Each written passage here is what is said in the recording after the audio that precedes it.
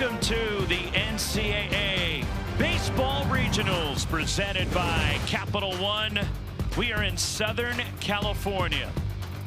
UCLA, the host of the Los Angeles Regional, and the #1 national seed Bruins, the Big Ten regular season and tournament champions, taking on the St. Mary's Gales as John Savage and UCLA trying to go back to the College World Series. Eric Valenzuela and the Gales in the tournament for the second consecutive season. A look at our bracket. Later tonight, it'll be Virginia Tech out of the ACC taking on the Big West tournament champions, the Cal Poly Mustangs, rounding out our field here in LA. Along with former national champion Wes Clements and our ESPN crew, Roxy Bernstein with you. Terrific regional. Not only do we have a lot of firepower, especially coming out of the 3-4 seeds, but the #1 national seed in UCLA. Well, it's an incredible matchup, and here's why. UCLA was ranked 1 when the season started. They finished the season ranked #1. They held #1 throughout the entire season. First time that's ever happened, Roxy. On the other side, a 4 seed. Well, it's a 4 seed. Well, don't expect too much. Not so fast. Last year, same situation for St. Mary's. They went up to the #8 national seed, the Oregon State Beavers, and they beat them in game 1, Rox. Well, speaking of 1, the potential #1 pick in the Major League Draft, where's #1 for UCLA? Their shortstop, Rock Chalowski, the Big Ten Player of the Year. Well, Rock has been as expected the entire year. He was expected to be the best player in college baseball when the year started. He's a 5-tool player for sure. But I think for me, the best thing that he does, he's like a player coach. And he sets the example for this Bruins club. And he's been sensational this year, Roxy. In UCLA pitching, yes, they have the offense, but the #1 ERA in the country. Well, they do, and that's the other caveat with John Savage, right? Anytime you have a John Savage team, you know they're going to be good on the mound, and they have been stellar this year, Rox. And the challenge for their pitching staff is a terrific hitting team in St. Mary's. The WCC tournament champions come in here in a roll, the #3 hitting team in America. They bat .332 as a team. Lineups at first pitch, and the LA Regional starts next.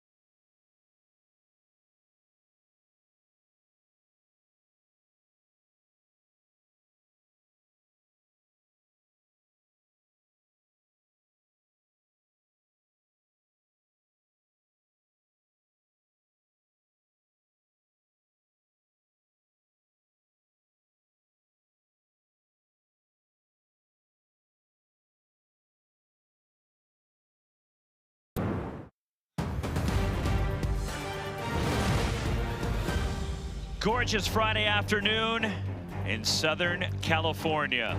Jackie Robinson Stadium, the site for the Los Angeles Regional, hosted by UCLA, and the #1 national seed Bruins taking on the West Coast Conference tournament champion, the St. Mary's Gales. It's John Savage and UCLA, as the Bruins, who were in Omaha last year trying to get back to the College World Series, and the #1 overall seed for the 3rd time in program history.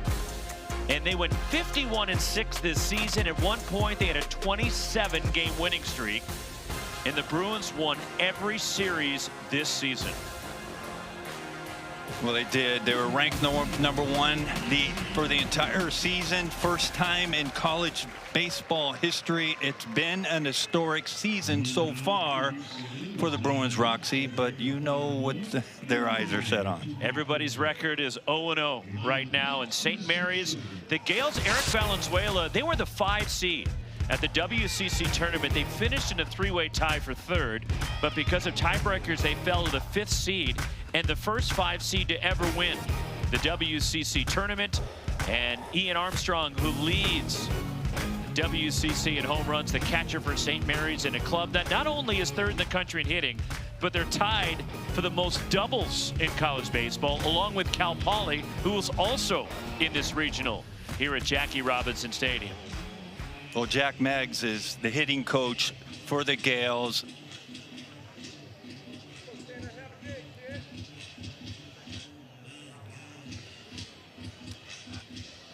And Jack has done a tremendous job with these Gales hitters. I mean, when we talked to them yesterday, these hitters, we had 4 of their best in the dugout, and what they say, Jack Meggs is a big part of why we hit the way we hit.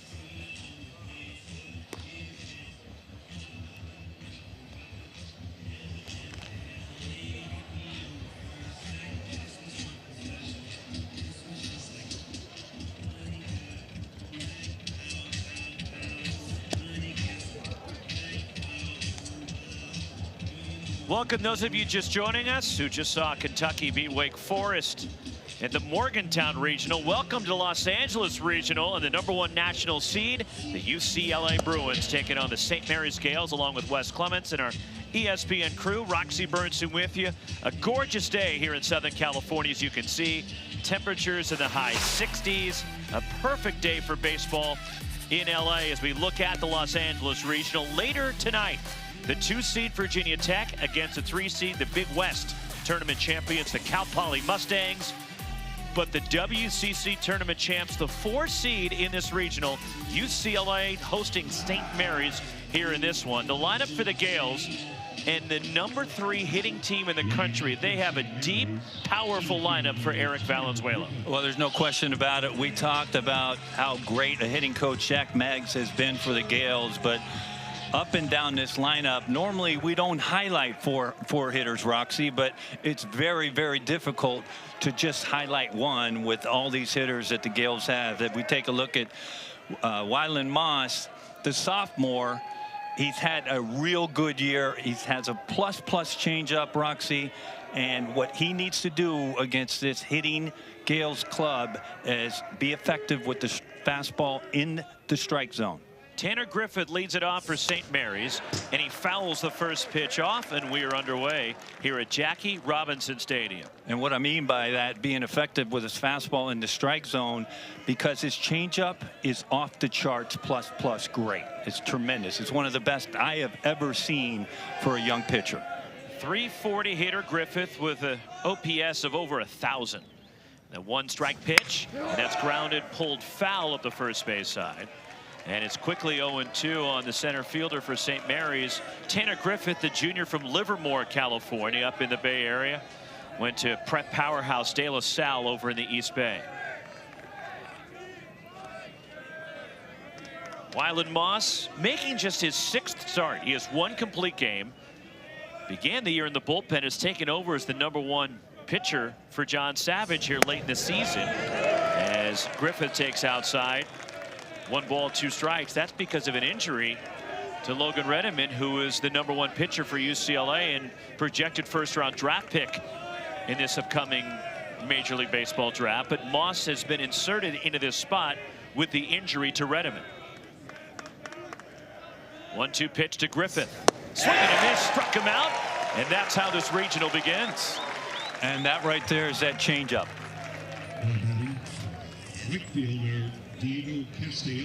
Defensively for UCLA, behind Wyland Moss. And a late change for UCLA. There was an injury in pregame. And Aiden Aguayo was supposed to play at second base, but he was injured going through warm-ups. And then John Savage had to shift some pieces around. And for example, Peyton Brennan was in right field. He's now in center. Phoenix Call was playing center. He's now at second base. And Jared Hockey is getting the start in right field as a strike on Diego Castellanos of St. Mary's. Well, above and beyond all the greatness, we've talked about the Bruins with their pitching and their hitting. They're very versatile as well. 384 for Castellanos, who has a 35-game hitting streak going. Moss, the one-strike pitch to Castellanos. That's in the dirt. 1 ball, 1 strike as the junior from Morgan Hill, just south of San Jose. 1-1 the count on Castellanos, and 1 game shy of the all-time West Coast Conference record held by his St. Mary's Gale. And 12 years ago, Brendan Kalfas hit in 36 straight games for St. Mary's. Here comes the 1-1. And that's pulled on the ground sharply and into right field. And there is 36 in a row for Diego Castellanos. And that ties the St. Mary's and the West Coast Conference record for hitting streak.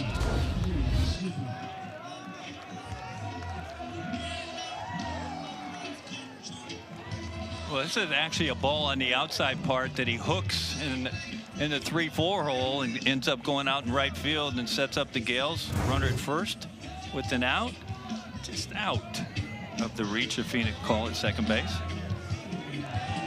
36 in a row for Castellanos, a 1-out base runner for the Gales, and now it's Makoa Sniffen, the St. Mary's first baseman. This guy's a slugger.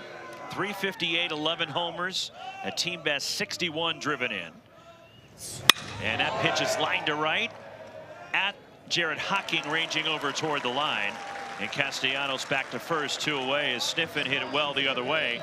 But Jared Hocking plays perfectly for the Bruins. It's interesting, Jared Hocking, he wasn't planning on starting today, was he, Rock? 10 minutes before the game. And again, this is the beauty of baseball. You never know what's going to happen. Run him out to right, gets a fly ball and right off the bat, and that's a good thing. 2 gone. That'll leave it up to the cleanup batter, St. Mary's catcher Ian Armstrong. Conference best 15 homers, hitting .358. Runner at first, the pitch, and Armstrong grounds it to third, deep behind the bag. Roman Martin cranks it across to first. Armstrong is gone, and so are the Gales. Quick work of St. Mary's. 1 hit, 1 left. St. Mary's nothing. UCLA coming to bat, and Rock Chalowski hitting second for UCLA.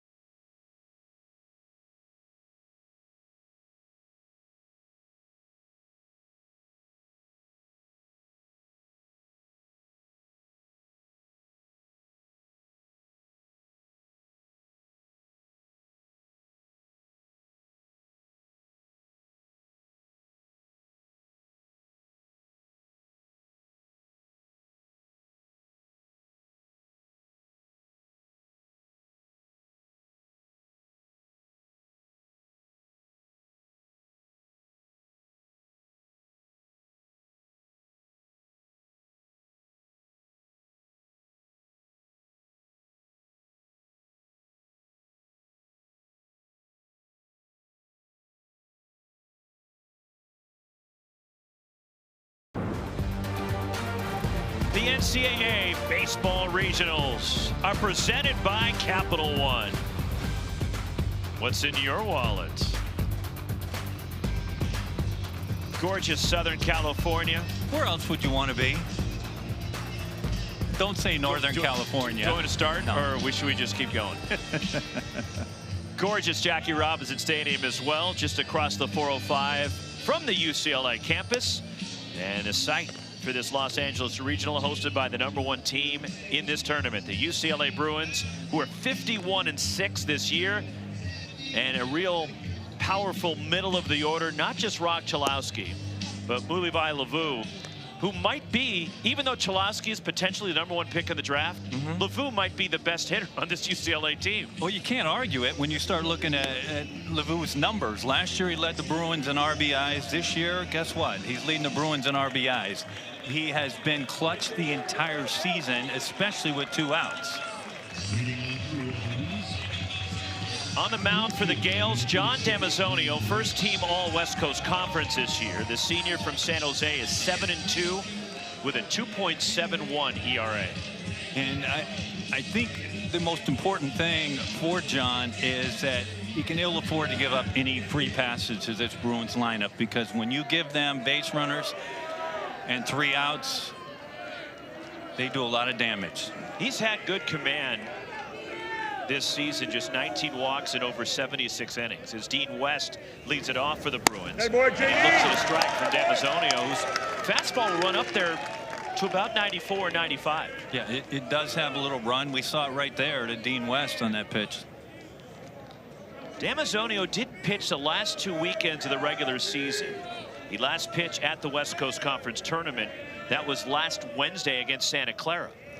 As West takes ball 1. So we talked to him yesterday in the dugout, and what did he say? He said he has a left-handed pitcher's mentality, meaning he thinks too much sometimes. Gets in his own way.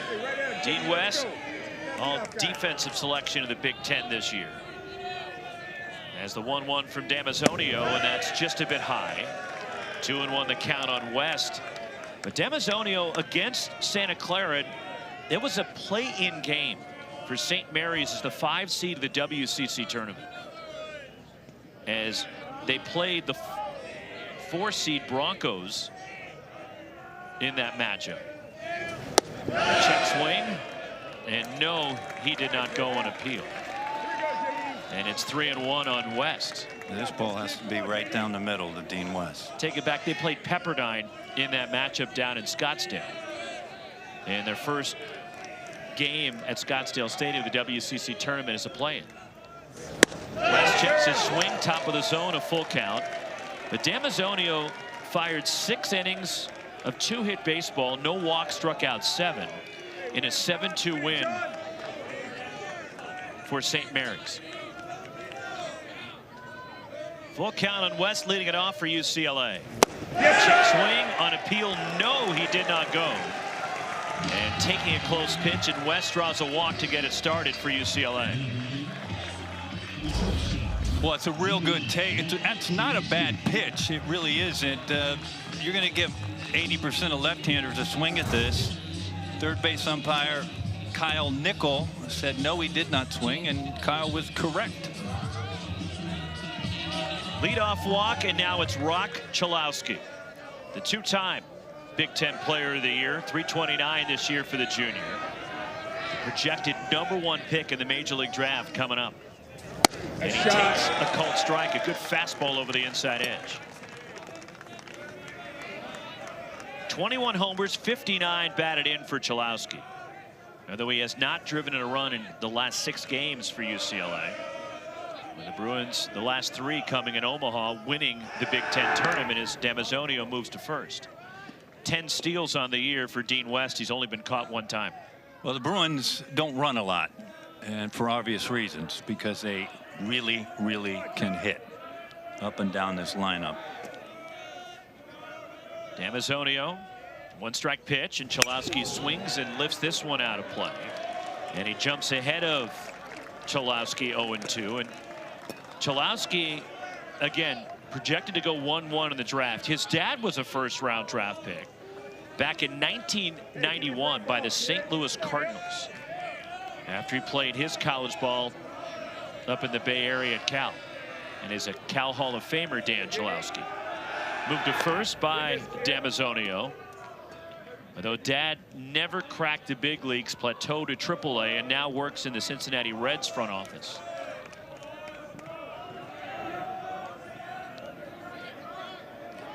Well, you see the defense of the Gales.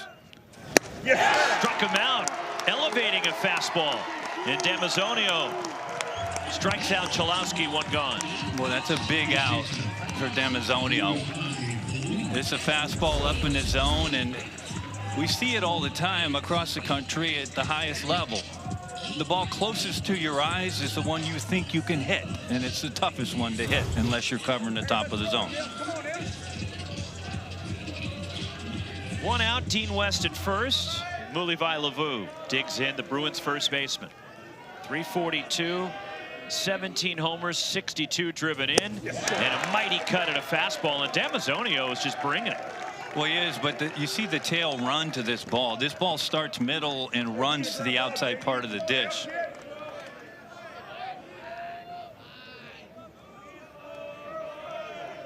Lavu, first team all Big Ten. And it moved to first by Damazonio, and Lavu had a huge home run in the semis of the Big Ten tournament against crosstown rival USC. Does that mean a little bit more against USC? No, that's the SEC's logo or catchphrase. It just means more. The pitch going the other way, a line drive right at Jared Medem, the shortstop, then picks it up, throws to second.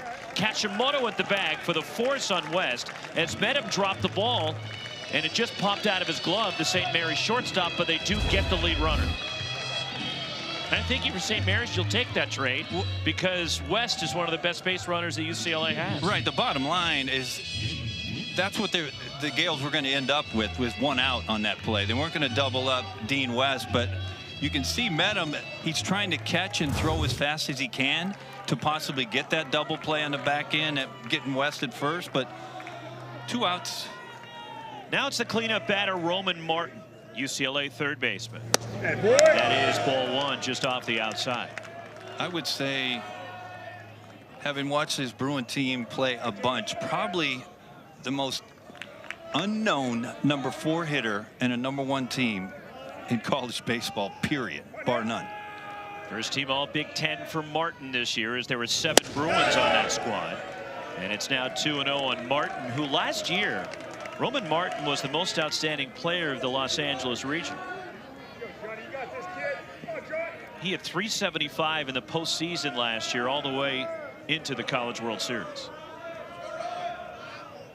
Lavu, the runner at first, and Martin flares one toward third, and a leaping catch by the freshman Ian Josephson. Going up the ladder, had to time it perfectly, and he did to grab that soft liner off the bat of Martin. No score as we go to the second in LA.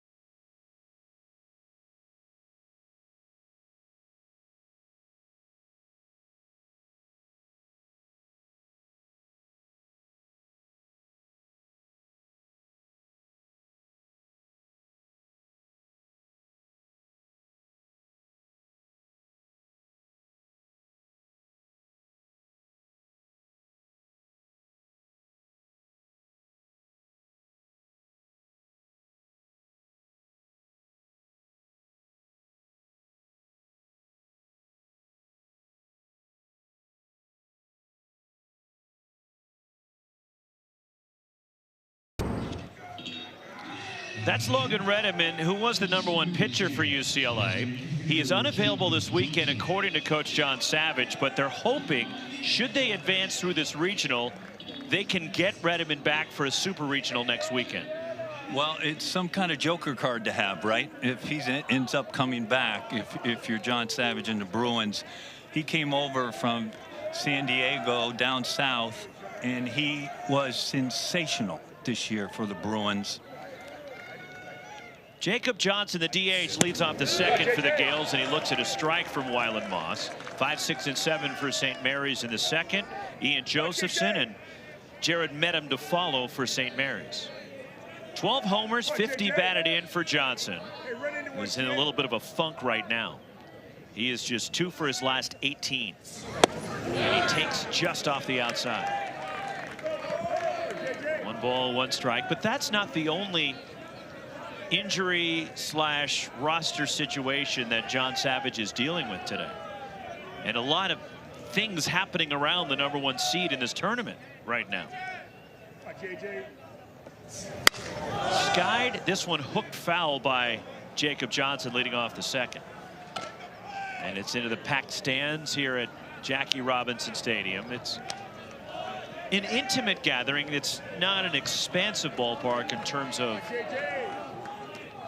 seating capacity, and they basically shoehorn everybody in here as tight as they can. They do, and on the mezzanine there it's standing room only.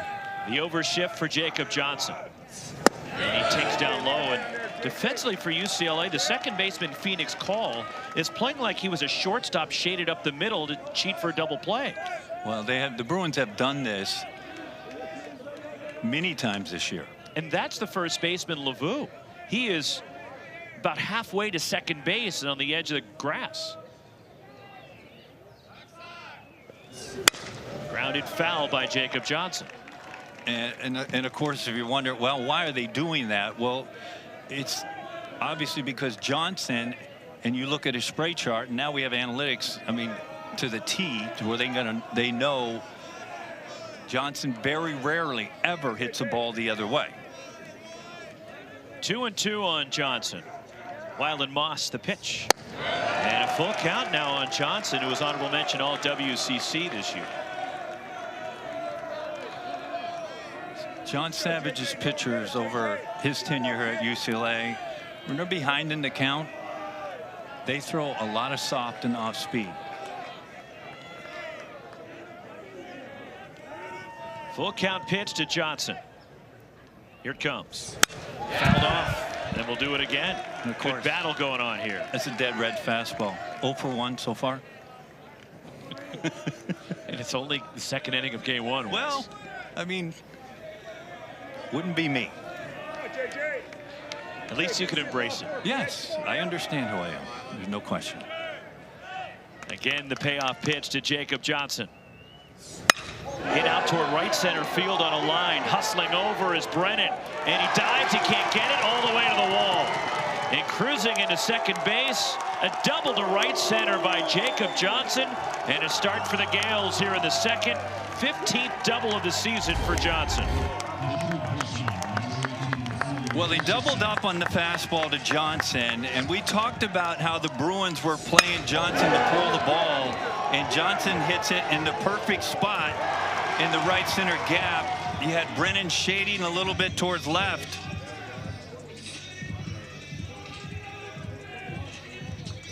That's when sometimes skippers go, what happened to the spray chart? Who did that? Well, after a 9-pitch first inning for Moss, that was an 8-pitch battle won by Johnson, who's at second base. Now it's Ian Josephson, the freshman third baseman.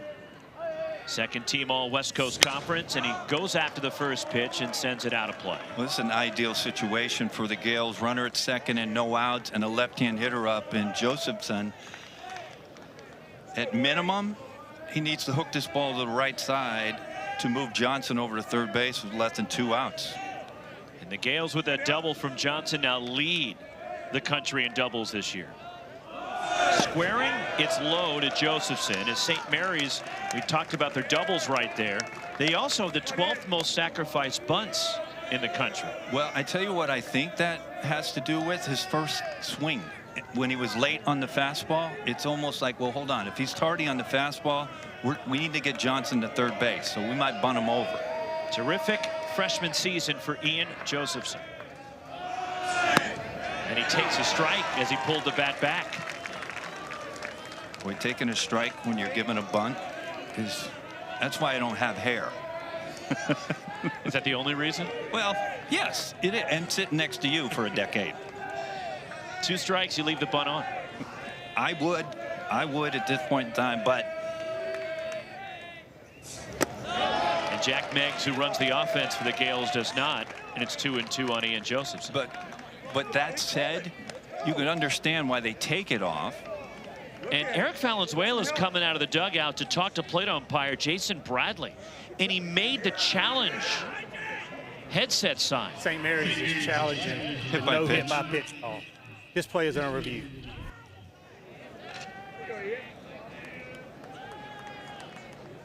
So it is a challenge for the hit by pitch that St. Mary's thinks that Josephson was hit, and the call in the field by our umpiring crew and Jason Bradley, our plate umpire, was no hit by pitch. The crew rounds out with Derek Everett at first, Eric Gaucher at second, and Kyle Nickel, our third base umpire. Let's see.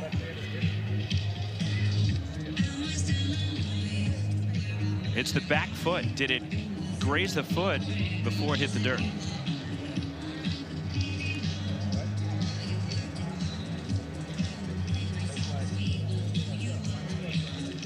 Here's another look. Again, the call in the field was no hit by pitch. No, the ball's already bounced, and it's a good 6-7 inches away from the back foot. So it is under review. If it is no hit by pitch, it's a 2-ball, 2-strike count on Josephson. Nobody out, top of the second. And a scoreless game here in LA. Now, I can tell you that if you get drilled by a baseball in your toe, you're going to be barking around in the box and moving around. Well, the hit by pitch has been big for UCLA recently. They won the Big Ten tournament. They did. It brought in the winning run on a hit by pitch against Oregon. Phoenix call last Sunday in Omaha. And ironically, that was a challenge as well. But I don't think this ball gets near Johnson's toe. Or Josephson's, I'm sorry.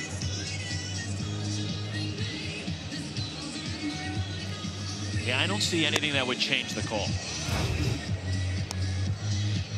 And our NCAA Replay Operations Center, as you can see, they're hard at work with 16 regionals going today. Just amazing work everybody does behind the scenes.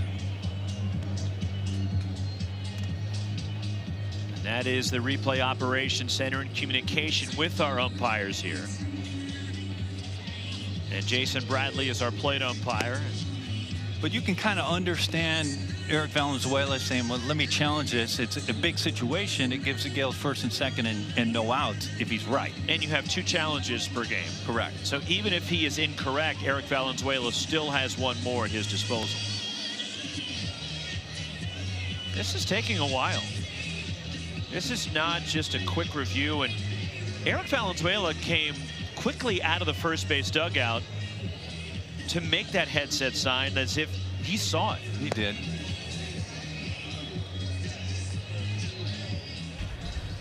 After review, the call on the field is confirmed. No hit by pitch. The count is 2-2. St. Mary's loses 1 challenge. As Jason Bradley, our play umpire, good explanation there. Call confirmed, no hit by pitch. At bat continues for Josephson, 2-2. Johnson at second base, and the Gales have 1 challenge remaining.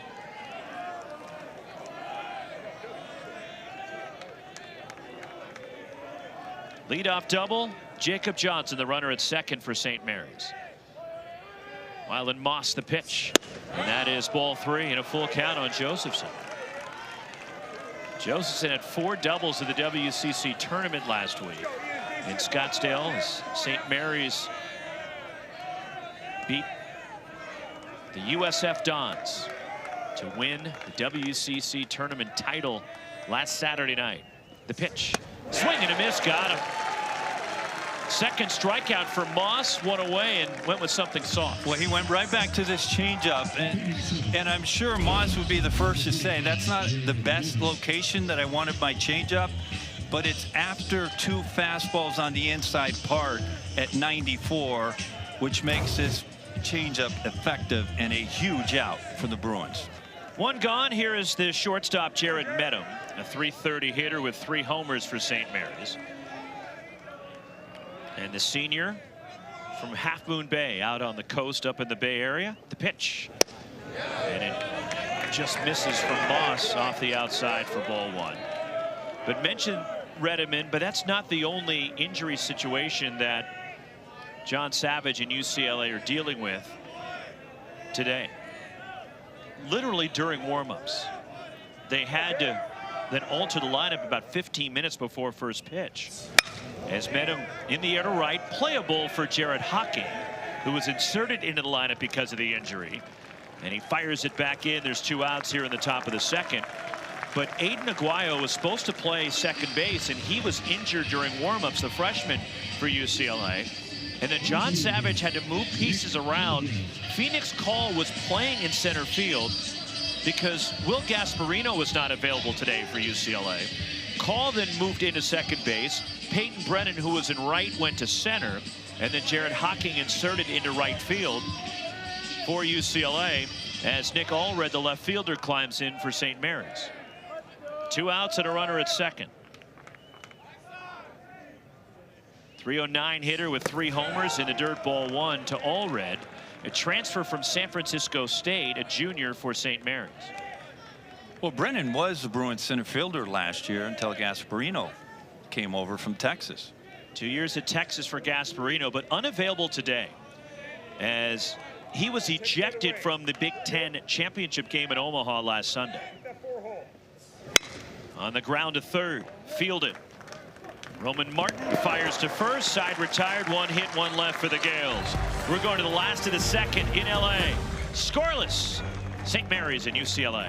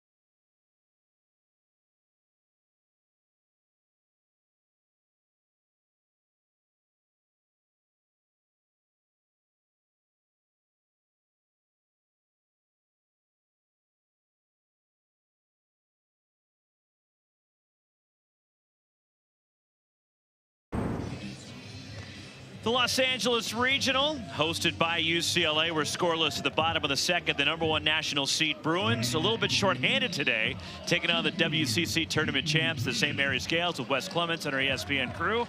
Roxy Burnson with you, and UCLA is going to have a tough time. This is not your run-of-the-mill 4 seed. No, this is not your average 4 seed. We talked about the Gales last year, same situation.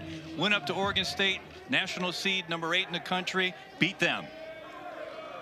Peyton Brennan leads off the second for UCLA against John Damazonio. And the right-hander fires strike 1. He pumped a fastball by Brennan, a .288 hitter with 9 home runs.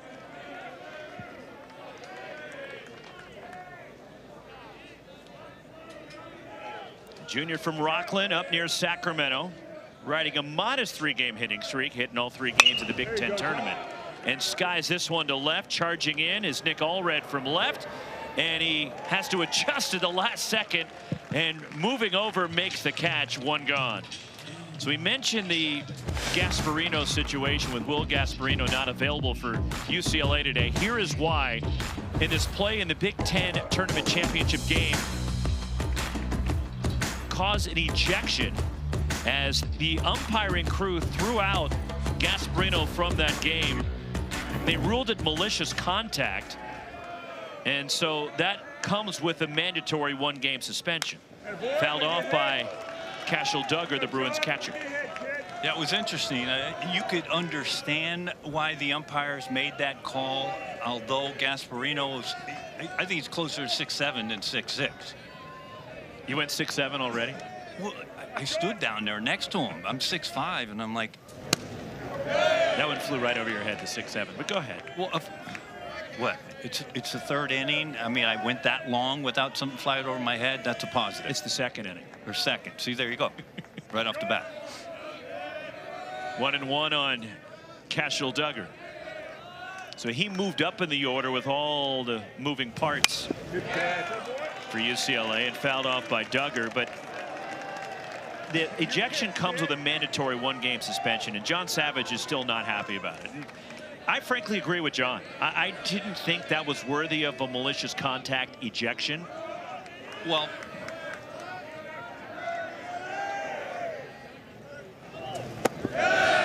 slider down and in. I don't disagree with you, because if you're going to make that, and we talked about this earlier, if you're going to make that call, you understand the repercussions if you do. The regionals are next, and that's the next game that affects if you make that call.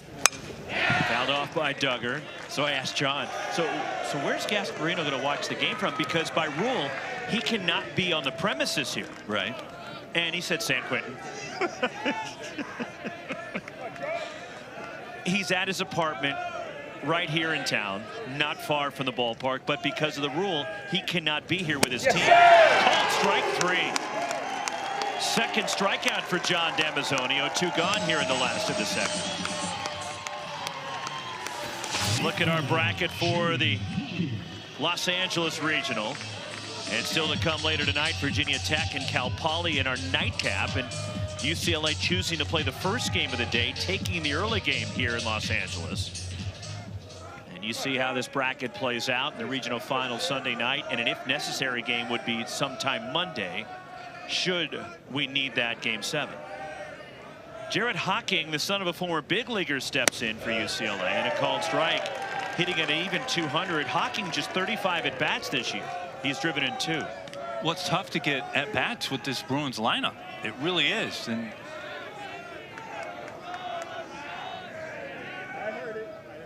his dad, Denny Hocking, and it's fouled away by Jared. And it's quickly 0-2 on the late addition to the lineup for UCLA today.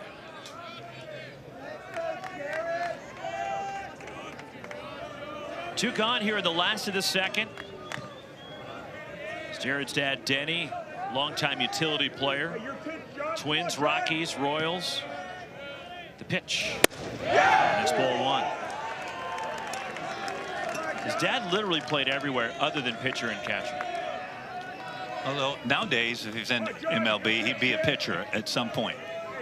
He had a long major league career. Denny broke in with the Twins in '93 and finished up in Kansas City in 2005. Yes, sir. Swing and a miss by Jared Hocking, and a 1-2-3 second for John Damazonio with a couple of strikeouts. He's got 3 on the afternoon. Scoreless to the third in LA.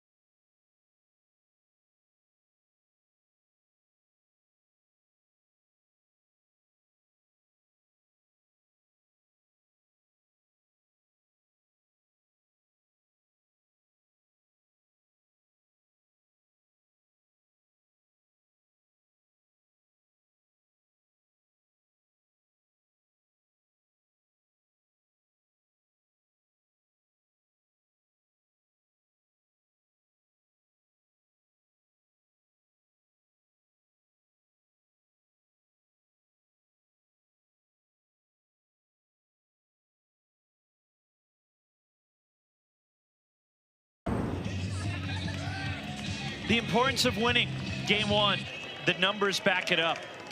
This is since this format was adopted, going to 64 teams with 16 sites for regionals of 4 teams in the double elimination format. 93% of regional winners won their opening game. Just incredible. It really is when you think about it.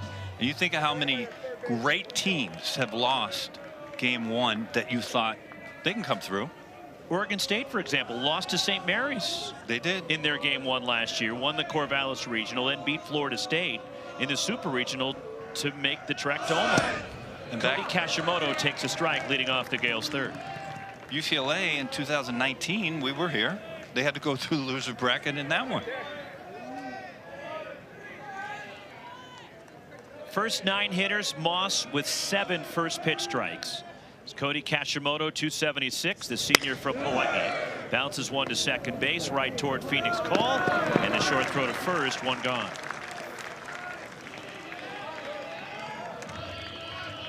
Back to the top of the order, and Tanner Griffith for the Gales. And that's what's critical about this start. For example, Wyland Moss here, and St. Mary's running out their best, and John Damazonio in this game. What's interesting, later tonight, Virginia Tech and Cal Poly in our nightcap.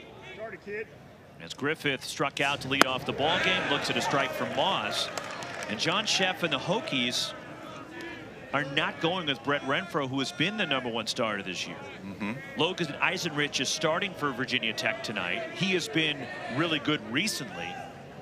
But Renfro has a big-time arm and has been the #1 ace for Virginia Tech this year, but not pitching against Cal Poly tonight. In the air to left, over toward the line. Dean West will get there, fighting the sun, and there's 2 gone in the Gales' third.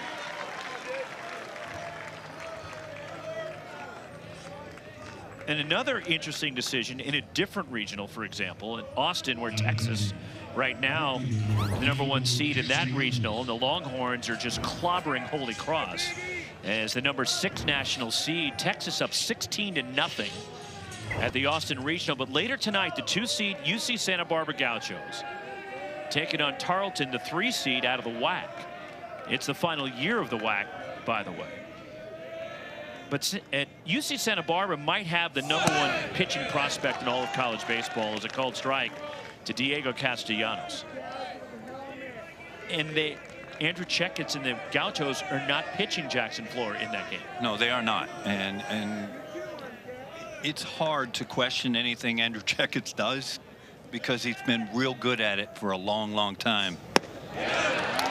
But again, I always say, if you have a reason for what you did as a skipper, that's all we need. That's all you need.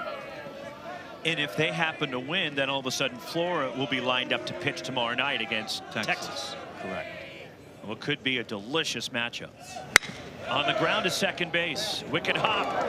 Phoenix Call picks it up, slings it to first. And Castellanos, who extended his hitting streak to 36 games in the first inning, grounds out in a 1-2-3 frame as we go to the bottom of the third. The head coach, John Savage of UCLA, joins us next.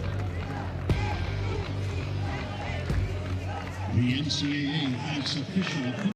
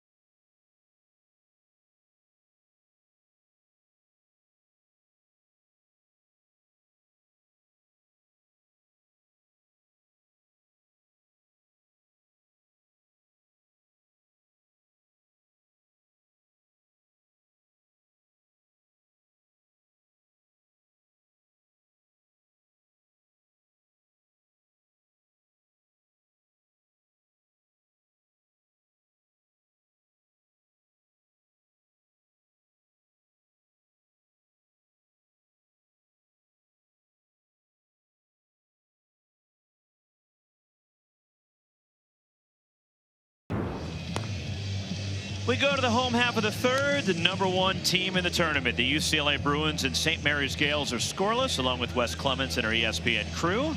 Roxy Bernstein with you from gorgeous Jackie Robinson Stadium. We're joined by the head coach and the Big Ten Coach of the Year, John Savage, with us of the UCLA Bruins. And wire to wire, John, your team 51-6. The first time that a team has been the #1 team at the start of the year until the end of the regular season. What has been the key, John, for your group to be so consistent? You know, they believe in themselves. They believe in Bruin baseball. They're simple players. There's not a lot of flash. You know, these days those things work, and I think you know, they've played well all year. You know, we haven't swung the bats like we were swinging the bats, clearly. You know, but at the end of the day, it seems like they certainly believe they give themselves a chance to win every game. Is the best way to describe it. Well, John, if you could talk a little bit about Willen Moss on the mound, the sophomore, who basically took over when Logan Redmond had some rest, and he has been stellar at times. But what makes him so special? Well, he's still developing. I don't know if he's special, but he's still developing. You know, I mean, he's 92, 94, good change. His slider's getting better. His sweeper is now in play. You know, it's a evolving, you know, guy. Had a good freshman year, and we look for him to, you know, he took over the reins the last 5 weeks of the year on Friday, and or last 6, I should say, and he was piggybacking Barnett on Saturday, so it was kind of a natural transition. We left Barnett where he is, and then we moved Angel into Sunday, moved Stump into the pen, and so it didn't disrupt a lot, I guess you would say, which made it good. And he's been fine. He pitched really well against Oregon on a Friday night here, and Washington he didn't pitch very well, and Purdue he didn't pitch very well. So it's still a work in progress, I would say. 2-2 on Trey Godoy, the DH for the Bruins, leading off the home third. And John, I got to ask you about how hectic today is for you, considering you don't have Will Gasparino. Yeah. Then you had an injury during pregame. Yeah. What's this day been like for you? Hectic, I guess you would say, but it's baseball. No one cares. It's everybody's 0-0, and it's a brand new season, and you know, it's a beautiful day at the ballpark. St. Mary's has had a very good year, and they finished really strong, and clearly they, you know, are giving us a good game. And it's, you know, you just deal with what you have. You don't worry about what you don't have. And I think at the end of the day, you know, it's next man up. And, you know, Hawking went to right and Brennan went to center and Phoenix went. You know, we didn't even take that infield like that. So I haven't seen a guy get hurt in infield outfield in a long time. But it does happen, and hopefully Aiden will be back tomorrow. Twisted his ankle. I just want you to know we care. We do. Oh, thanks. Thanks. I need someone to, so. Appreciate your time, John. I appreciate it. Thanks, guys. Thank you. Ian Josephson ranging far to his left. A nice play by the freshman third baseman for St. Mary's, taking care of Trey Godoy, the DH for UCLA. One gone, home half of the third. And that'll bring up the second baseman, Phoenix Call. Well, that is a real good play by Ian Josephson, and a clutch play with the top of the lineup for the Bruins coming up right now. Kind of snow coned that ball to his left. He's made 2 terrific plays already in this game. Phoenix Call hitting just under the Mendoza line, 198. One homer for Call. One gone here in the home third, and Call rolls it. Diving stop by Josephson to his feet, and a highlight reel game already defensively for Ian Josephson. He must have heard the broadcast. He's like, you thought that was good? Watch this. Third base playing in on the grass almost. This is just quick feet, and how quickly he gets up and gets rid of this ball to get Call at first. That's just textbook defensive play. Good feet. And the freshman from San Mateo, California. Okay. Is that in Northern California? Bunted, charging, and here comes Josephson. Bare hands, has no play. Even if he fields it cleanly, there's no way they get West. And the speedy Dean West, a 2-out bunt hit, and the first hit for UCLA today. Baseball's the best game in the world, and these are some of the reasons why. We just talked about how Josephson is showing some leather here, and Dean West says, try this one here. And he lays it down perfect. The key of a bunt is location. And to your point, Josephson picks it up. Ian says, no, I'm not going to get Dean West. Now it's Rock Chalowski. 2 outs, West at first as Damazonio moves that way. It is interesting that Damazonio is thrown over to first so many times when Dean West has been there with Rock Chalowski hitting.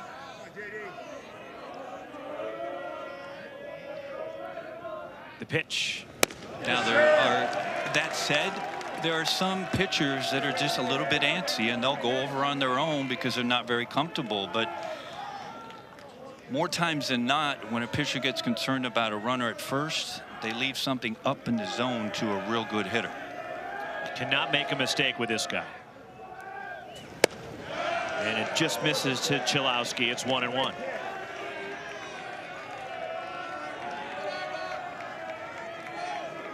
Junior from Chandler, Arizona, the potential #1 pick in the Major League Draft. And the White Sox, who own that pick, are represented heavily here at Jackie Robinson Stadium today. That's what we heard. There's some personnel here. Yeah. Chris Getz, the GM. That said, is rumored to be in attendance. Still looking for him, but we were told by a very high-valued source. And his special assistant, Phil Nevin, a former great player himself, is here as well. Yes. Half swing, tapper to short. Jared Medham charges, and he handles Chalowski at first to retire the side. 1 hit, 1 left for the Bruins. We are scoreless to the 4th. Heart of the order coming up for St. Mary's.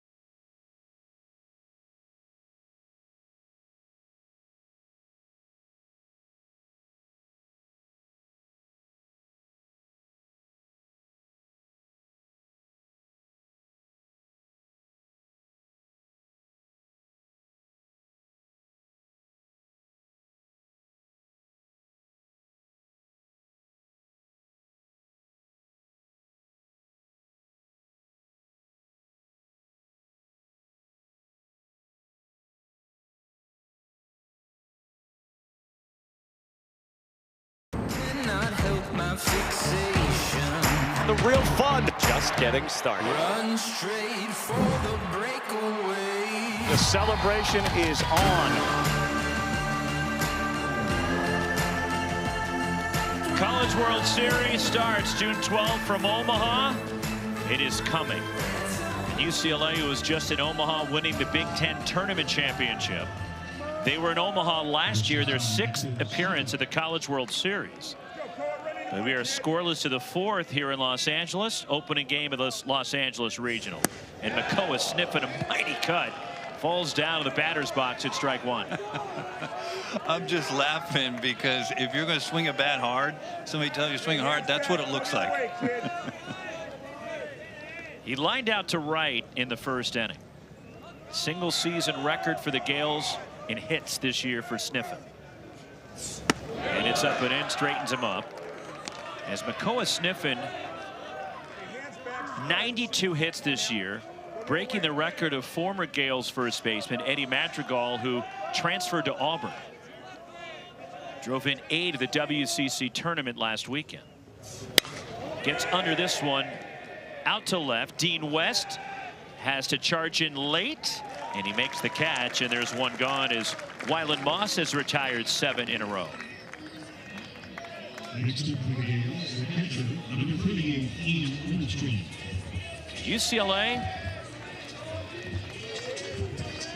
51 wins. They are 51-6 this year. But it hasn't necessarily translated into a championship when you win this many games in the regular season. No, it doesn't. I think it explains just how hard it is to win a national championship. And in my opinion, it's the toughest national championship to win in college sports. Ball one to Ian Armstrong, a ground out in the first. Third time that UCLA has been the #1 overall seed since this tournament expanded in 1999. A 1-0 pitch. And it's 2-0, and they haven't been to Omaha when they were the #1 overall national seed in their previous 2 opportunities. Right. And 2019's club pretty much paralleled this club of the Bruins. Ranked #1 a lot of the season, best pitching staff in the country. Armstrong drills it foul. And we talked about it. They had to go through the losers bracket of the regional. They ended up winning the regional, and then Michigan, who had upset Oregon State up north, came down here in the Super. It was an incredible Super regional. Look, I got goosebumps here because it was such great baseball. Hit it sharply on the ground. That's the second baseman, Phoenix Call, on the left side of the infield. Throws out Armstrong, and there's 2 gone here in the St. Mary's fourth. ESPN is the home for the NCAA College Baseball Regionals. Around the clock multi-game coverage. Scan the QR code right there on your screen. ESPN Plus subscribers can access expanded coverage with Squeeze Play. Matt Schick, Chris Budd, Mike Rooney, Chris Burke have you covered from the studio. A Squeeze Play all day. You know, it can be addicting, that show. You know it. If you like college baseball, just always have it going 24/7. Even I have a feeling if they're tuned in that they do like college baseball. Yeah. Well, yeah.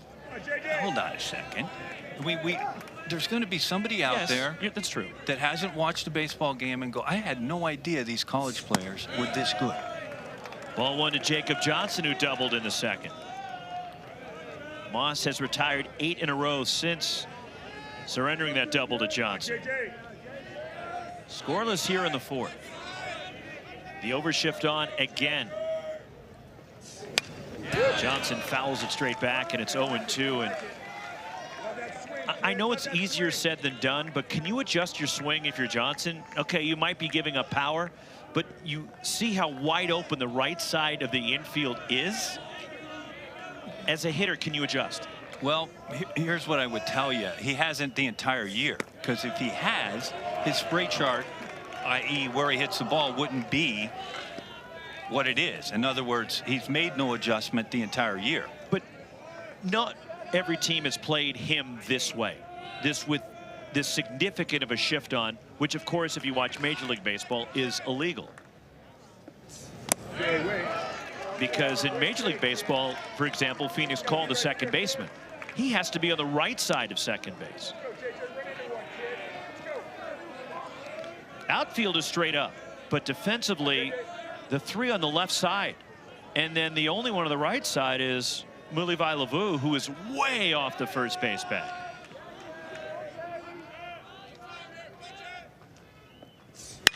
In the air to right, going back on it is Hawking, still going back. He's at the track, opposite field, home run, Jacob Johnson, and the Gales strike first. 1-0 St. Mary's.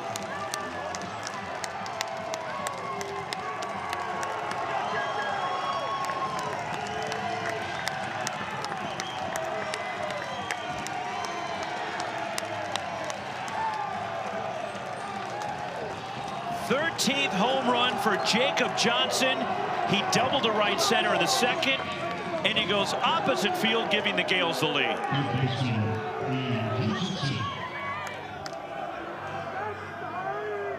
Well, Roxy, I'm guessing that he heard you when you said, can't you hit it the other way? Now it's Ian Josephson who takes ball 1.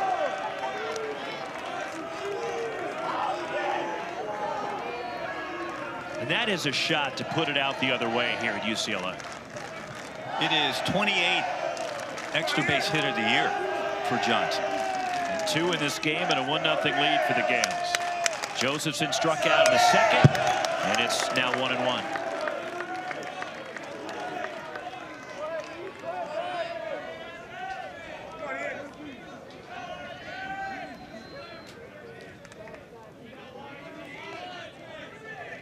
One ball, 1 strike the count on Ian Josephson, the 4 seed. Gales with a 1-0 lead of the #1 seed. UCLA and a called strike to Josephson, and it's 1-2 on the St. Mary's third baseman.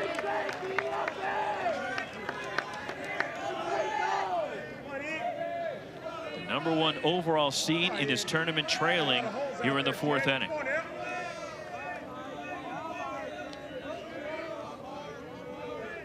And now trying to get on the same page, Cashel Duggar, the Bruins catcher, heading back to the mound. But this was a shot off the bat of Jacob Johnson. Well, it was. It's a 91-mile-an-hour fastball, which is, for me, from Moss, a get-me-over fastball. It's away, and this is exactly where he hits this thing. We talked a lot with Jack Meggs, the hitting coach of the Gales, yesterday with the hitters. It wasn't Meggs that we talked to, it was the hitters, and they always concentrate on the backside. Backside meaning if you're right-hand hitter, that's right center. If you're left-hand hitter, it's left center. After the mound visit with Wyland Moss, Cashel Duggar back behind the plate. 2 down, 1-2 the count on Josephson. But trailing recently for UCLA, this is nothing new. They trailed in all 3 wins at the Big Ten tournament last weekend. Reaching for it in the air, shallow right. And circling under it is Jared Hocking, who makes the catch.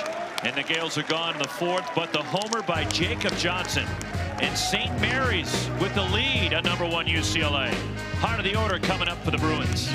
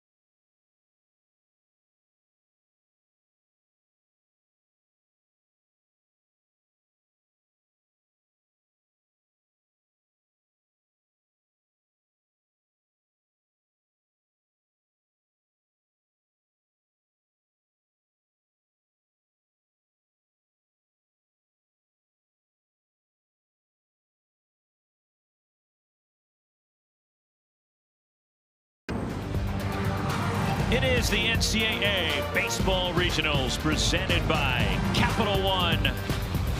Historic Jackie Robinson Stadium. Tributes to the legendary Jackie Robinson, who was a 4-sport athlete here at UCLA. He started as a first baseman. Did you know that? Played football, ran track, played hoops. Levi Lavu leads off the home 4th for UCLA and takes ball 1. Roman Martin, Peyton Brennan to follow. Heart of the order for the Bruins here in the last of the 4th inning. Lavu reached on a fielder's choice in the 1st. The pitch, and Lavu pops it out of play. 1 ball, 1 strike on the Bruins first baseman. The homer in the top of the inning by Jacob Johnson, giving St. Mary's the lead. And we talked about it at the top of the broadcast, Wes. this isn't your run-of-the-mill 4 seed. This is a good team that may have been underseeded. Well, again, it's the record doesn't show it, but we know Eric Valenzuela's club in the postseason, they come up and they show up, and they have an inherent toughness that they believe that they can beat anybody. Hence what we talked about last year, beating the number 8 overall seed up in Corvallis in game 1. In a hostile environment there. Not easy to win. Goss Stadium. 2-2 on Mulibay Lavu. It's a big inning for Damazonio after Johnson gives his club a 1-run lead. The shutdown inning couldn't be more important.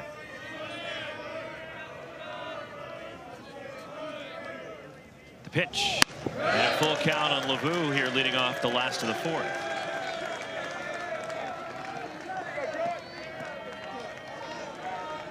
But you know what? When UCLA surrenders the first run, they're still 22-3 this year.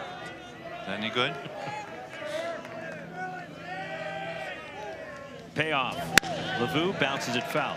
Well, I think that's a characteristic of this club in that they have an inherent belief that they're going to win the game, regardless of the score, regardless of how dire it looks.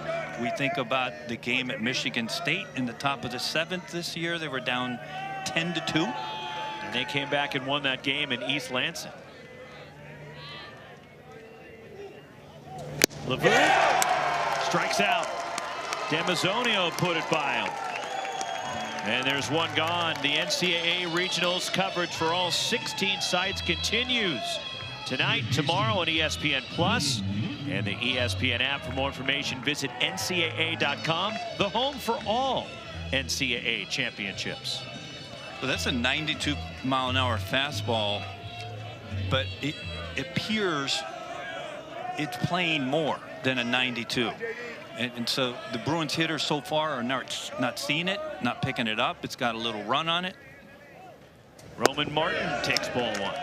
He lined out on a leaping catch by Ian Josephson, the St. Mary's third baseman, to end the bottom of the 1st.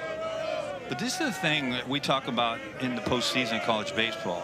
It's the beauty of the regionals. Anybody can beat anybody. And when you give an underdog, and there's no question St. Mary's, everybody thinks they're the underdog, but when you give them some life and belief, give them a lead, amazing things happen for that entire dugout over there. Yes, sir. Called strike, 1-2 on Roman Martin. Roman didn't like that. Jason Bradley, plate umpire.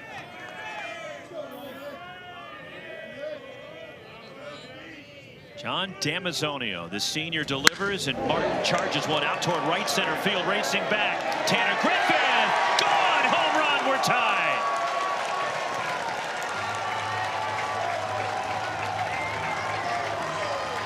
Eighth for Roman Martin. And he sends one out to the right of dead center to tie the ball game in the last of the 4th.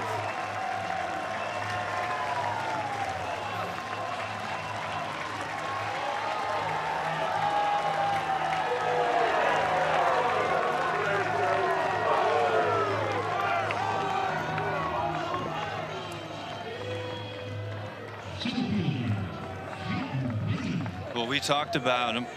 Probably one of the most unknown number 4 hitters across the country, and Roman hits the breaking ball as good as anybody on the Bruins roster. Peyton Brennan bunts, charging is Josephson on the move, and the throw to first goes wide. Backed up by Cody Kashimoto. And now Peyton Brennan is bunting his way on for UCLA. Well, let's go back to the home run from Roman Martin. It's a slider and it's up.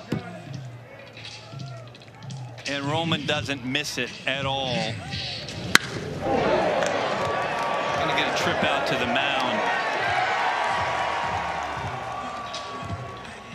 But the ball is going to fly here at Jackie Robinson Stadium in the day. It does, and we've seen it, Roxy, throughout the years. But I think what Brennan did right here is just beautiful baseball because of the big hit, the big home run.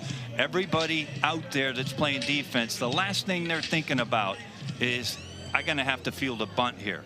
And this is beautiful baseball from Brennan. Brennan can fly, and just like that, Bruins tied the game and a runner at first.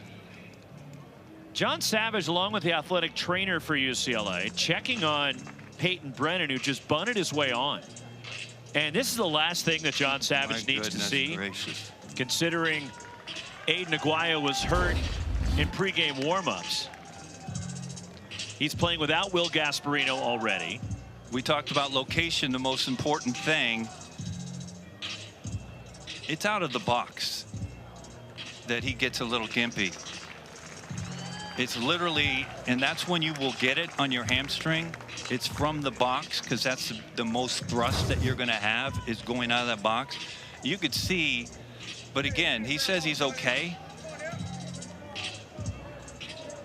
It's just a tough one, to your point, because you can ill afford to lose players in the postseason in game one. Brennan at first, 1 out. And now it's Cashel Duggar, struck out looking in the second, the Bruins catcher. John Damazonia moves to first, and well, I'm laughing for one reason, because there was a time in baseball when that would happen and the runner could run, i.e. Brennan can, and they take off on the first pitch because nobody thought he was going to run because he's hurt. There you go. But I think Damazonio, we talked in the dugout. What'd he say? I'm a left-hander. I think a lot, right? So he wasn't thinking there. No, but also, okay, maybe he is deking. Or he really is hurt, and you're testing him right away. Right. There's no question. Topped up the first base side, but glove foul by Makoa Sniffen, went up the ladder. And it's 1-1 on Cashel Duggar here with 1 away in the home fourth. It's kind of like a pitcher, Wes, when somebody fouls a ball off their foot, coming right back down and in just to test them on a situation like that. We'll get a look at Brennan. Let's see how he runs from first to second. What do you think, Rox? You're the trainer. Looked like a slow start, didn't it? It looked great foul by Cashel Duggar. It looked like it was an apprehensive start. Was that the right word? That is the right word. Wow. I mean, how about that? Way to go, Wes. How about that? What do you think of that, Dad? You're running deep right now. 1-2 on Cashel Duggar. Peyton Brennan draws another throw. He's gonna chest him. And that's the gamesmanship in baseball, and you're going to test somebody when you know that there's something troubling. What you're also doing is make him have to put weight on the left side of his body and push off on his right.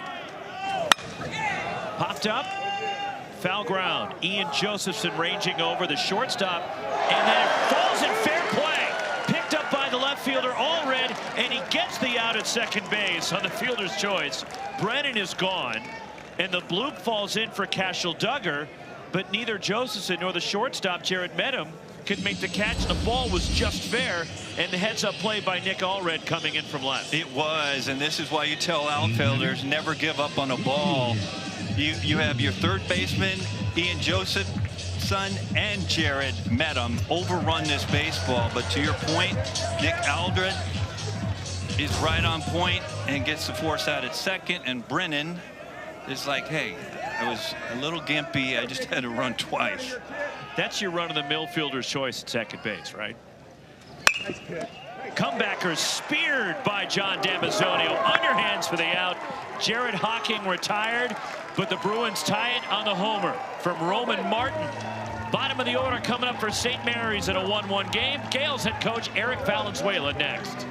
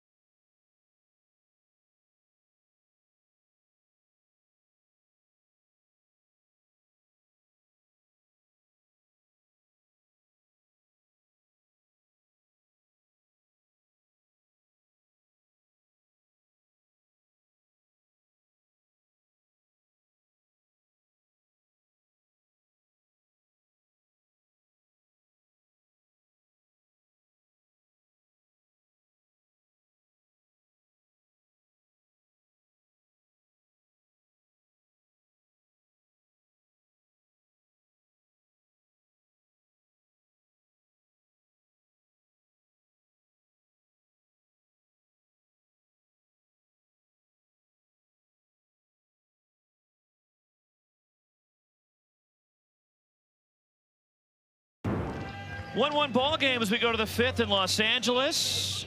Los Angeles Regional Game 1 with Wes Clements and our ESPN crew. Roxy Bernstein with you. The St. Mary's Gales, back-to-back WCC tournament champs. 3rd appearance in St. Mary's baseball history in the NCAA tournament. And Eric Valenzuela has taken them to all 3. And being back in the postseason, Eric, but what's the challenge of playing the #1 national seed in their home ballpark?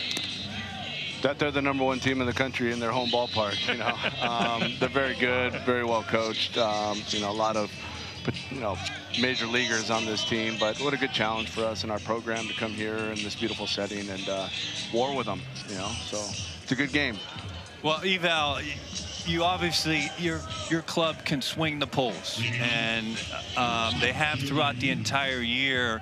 Jack Meggs is your hitting coach. Is that where all this mentality of hitting the ball the other way? We saw Johnson, and with UCLA running a shift on Johnson, Johnson says, you know what, forget it. I'm going yard right to right. Yeah, I mean, I feel like we've been able to put together an offense that could do a lot of different things. You know, not only hit for power, hit the other way, execute, move runners, bunt if we have to. So Jack's done a great job with that, with help with Coach Costanza and Coach Molinari and, you know, all of our guys. So yeah, I mean, it's a lot of fun to watch. And, you know, as a you know, head coach but pitching guy, it's nice to have that, you know, for sure every game, and know that if we just keep it tight and keep it in there, you know, our offense at some point you know, can break open at any time. Eric, appreciate the time. Thank you. Hey, thanks, guys. Eric Valenzuela, the head coach of St. Mary's. A 1-1 ball game in the 5th. Bottom of the order, Jared Medham, the shortstop, leading it off. He flew out his first time. It bounces one to the right side. The new second baseman for UCLA, David Miza, makes the play. He's played sparingly this year, but because of all the injuries and Will Gasparino's 1-game suspension, John Savage forced to bring David Miza in the game, and he's the second baseman, where the second baseman previously was Phoenix Call. He is now in center because Peyton Brennan had to leave the game with an apparent injury for UCLA.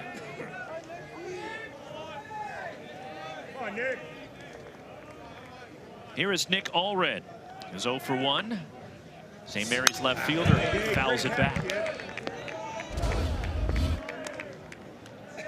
So Peyton Brennan, this was moments ago, and you can see the frustration and how dejected he is having to come out of the ball game after he seemed to tweak something, legging out that bunt hit in the bottom of the 4th.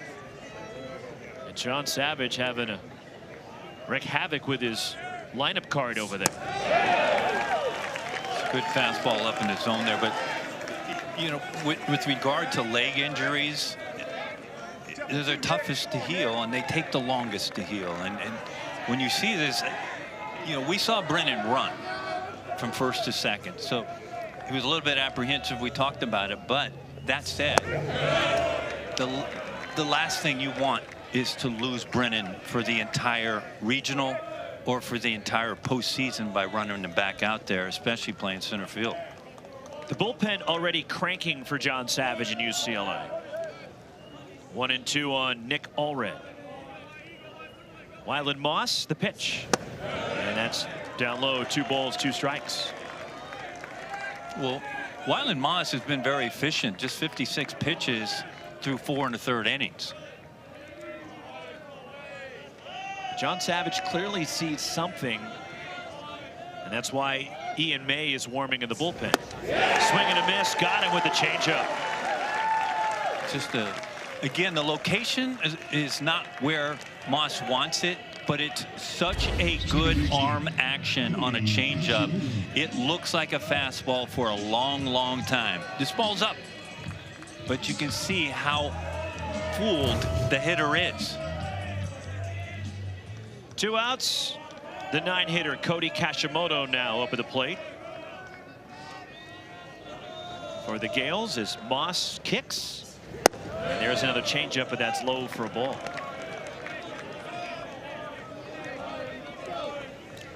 Well, senior from Hawaii. He's from Kaneohe, Hawaii, on the island of Oahu, Wes. You want me to try to say Hawaii? I know. Can you say Kaneohe? Not a chance. I'm not even trying. There's a called strike. Now, when you think about John Savage with the lefty Ian May in the pen, right after Kashimoto is left-handed Griffith and left-handed Castellanos in a 1-1 game. And that's John's thinking most likely. Kashimoto slaps it out of play. And it's 1-2 as Kashimoto had a great tournament in Scottsdale when St. Mary's won the WCC. Out of the 9-hole, he drove in 5. He scored 4 runs. He had 6 hits, but he also walked 3 times.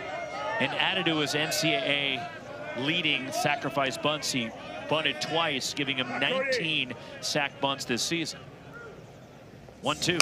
And it's fought off, and we'll do it again. Well, you can see right there that is a fastball, well, a little cutter on the inside part, but I say this affectionately.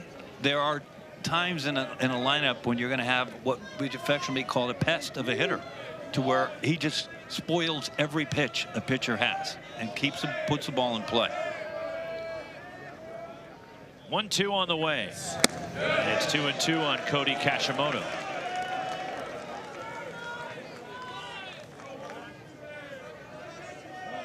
Each team with solo homers in the 4th. Jacob Johnson for the Gales. Roman Martin for the Bruins. We are 1-1 in the 5th. A run on 3 hits for both teams here in game 1. Swing and a miss, got him. 4th strikeout for Moss, and a 3-up, 3-down inning for the UCLA right-hander. 8-9-1 coming up for the Bruins in the home 5th.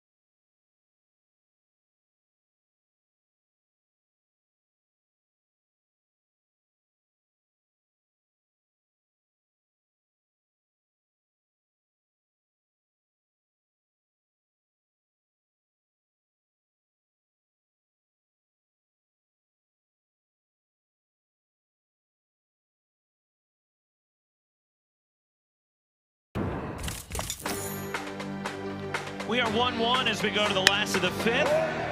It is #1 seed versus #4 seed matchup, and St. Mary's, the 4th-seeded Gales, struck first. Jacob Johnson with his 13th home run off of Wyland Moss. The Bruins came right back, though, in the bottom of the 4th against John Damazonio. Roman Martin hits his 8th of the year. And we are 1-1 here in the bottom of the 5th in game 1. Later tonight, the Hokies, the 2-seed Virginia Tech, taking on the 3-seed, the Big West tournament champs, the Cal Poly Mustangs. As Larry Lee and his guys are back in the field for the 2nd straight year. And we've had a good pitching matchup so far as you look at the numbers for both Moss and then John Damazonio. Well, they really have. And Damazonio, you see just 1 walk, and we talked about that early. If he gets in trouble, it's because of the free passes. He has been immaculate in the strike zone. And Moss, for the Bruins, Willen has showed up that changeup, hasn't he? Trey Godoy, the DH, leads off the home 5th for UCLA. Grounded out in the 3rd, 0-1 the count. Phoenix Call, and then Dean West to follow for UCLA. Damazonio, 1-strike pitch. That ball's drilled out towards center. Going back on it is Tanner Griffith. It's over his head, up against the fence. Trey Godoy digging for 2. And a lead-off double to start the home 5th for UCLA.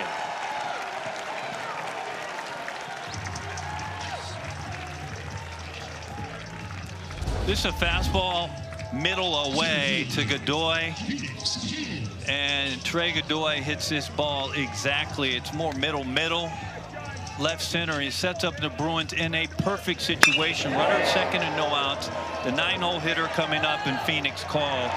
And I would expect, Bryant Ward runs the Bruins offense. I would expect Phoenix Call to be bunting Godoy over to 3rd base and turn it over to the top of the lineup and Dean West.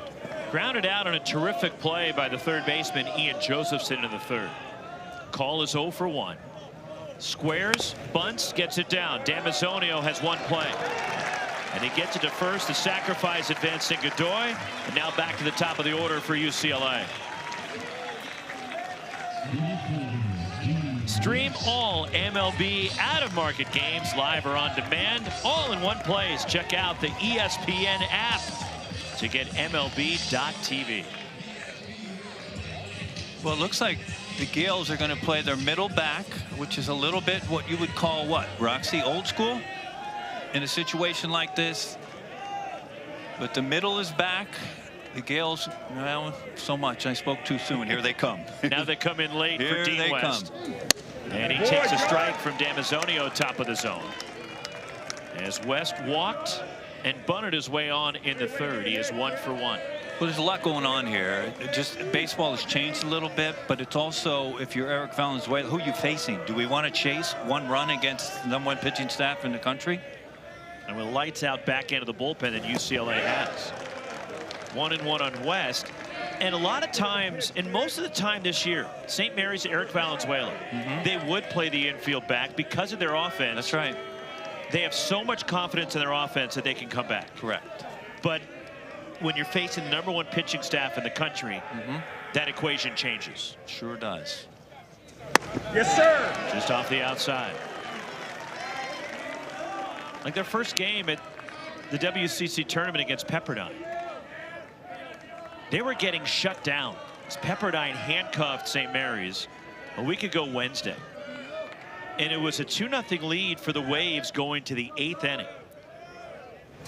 And in situations like this, in that game, for example, Eric Valenzuela played his infield back, was willing to concede the run for the out, had so much confidence in his offense they would get going at some point, and they erupted for 9 runs in the 8th inning of that game, sending 14 to the plate against Pepperdine, and won that game 9-2. Infield up, 1 out, 3-1. West takes ball 4, and now you've got a problem. Well, I will say this. I'm a little bit surprised at how they pitched Dean West in that situation. Is that they threw him soft and soft and soft and soft. And most people don't want to face this youngster that just stepped in the box with a runner at third and less than 2 outs. Again,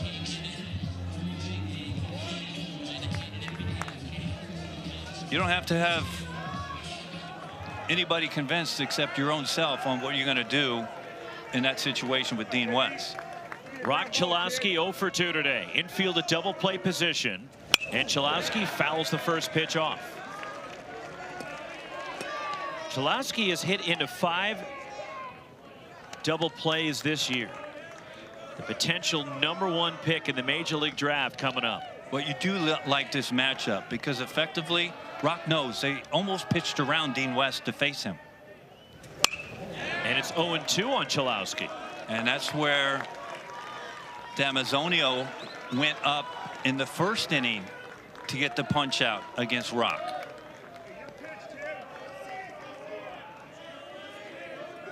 Trey Godoy at third, Dean West at first. Bruins trying to take their first lead. John Damazonio throws to first, and Dean West, who's reached all 3 times today, a couple of walks and the bunt hit. He's the runner at first, and the go-ahead run is Trey Godoy, who doubled the lead off this inning. He's across the way at third. Damazonio, 2-strike pitch. And that's up and in to Chalowski. You can see every fastball they have thrown to Rock has been up and or in, middle in. And you just think they're trying to set him up for something soft on the outside part and hope he swings and misses or hooks it over to Josephson. Line to left, right toward Nick Allred, who makes the catch, tagging, breaking for the plate is Trey Godoy, and he dives across despite no throw. And a sacrifice fly, and Rock Chalowski gives UCLA a 2-1 lead.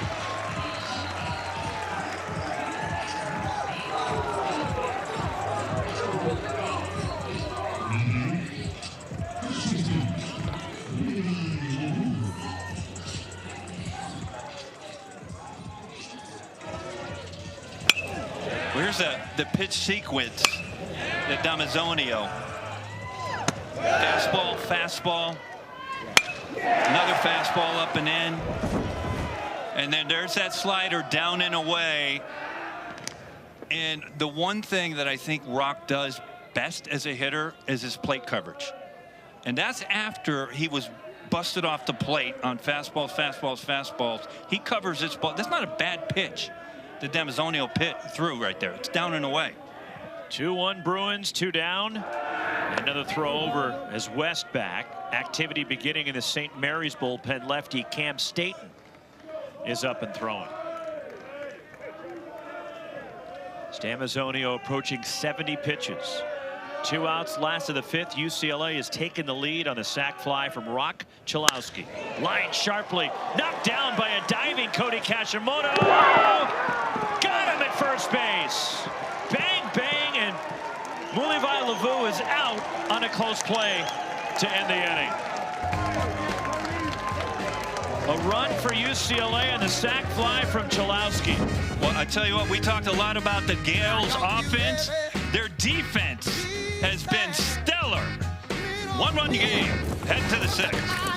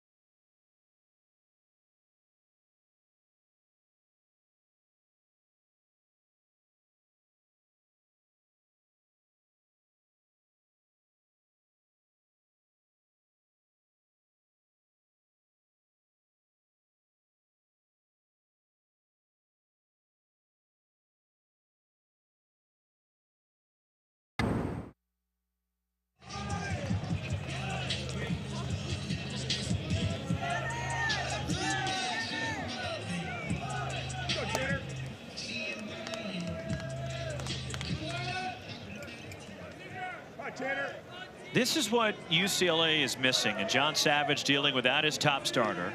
Will Gasparino was starting center fielder. Aiden Aguayo was injured warming up today, and now Peyton Brennan forced to leave the game. As top of the order for St. Mary's, Tanner Griffith takes ball 1 leading off the 6th for the Gales. Diego Castellanos and Makoa Sniffen to follow, but John Savage is dealing with a lot. He is. He is. And we talked to him on the dugout interview. And he confirmed, yeah, it's a lot, but it's baseball. Because we've been around John a long time. And he's a very realistic skipper and one of the best to ever do it. But it comes with the game. Injuries happen. He led UCLA to the national championship back in 2013. Trying to go to Omaha again. Called strike to Griffith. But to lose Peyton Brennan in game and then Aiden Aguayo pregame. 2-1 pitch to Tanner Griffith. And it's ball 3, 3-1. I can only imagine if we had a camera on Will Gasparino right now. And Will, I'm sorry you have to deal with us today. Because it's him, not me. Well, he's sitting in an apartment not far from Jackie Robinson Stadium, unable to be at the ballpark because of the rules around his 1-game suspension. And it's ball 4, and Griffith Griffith is on to start the 6th. I can only imagine Will's neighbors right now with his large frame at 6'6", 225, bouncing off the walls at his apartment right now. Well, your poor neighbors. As you look at the regional and the schedule here in Los Angeles for the regional hosted by UCLA, the Los Angeles Regional. Later tonight, Virginia Tech, Cal Poly. And tomorrow we'll play at 4 Eastern, 1 out here, the elimination game. And then tomorrow night, 9 Eastern, 6 with the winner's bracket game here at Jackie Robinson Stadium. As there was activity in the bullpen, and John Savage heading to the mound, and the UCLA coach has right-hander Landon Stump tuning up in the bullpen.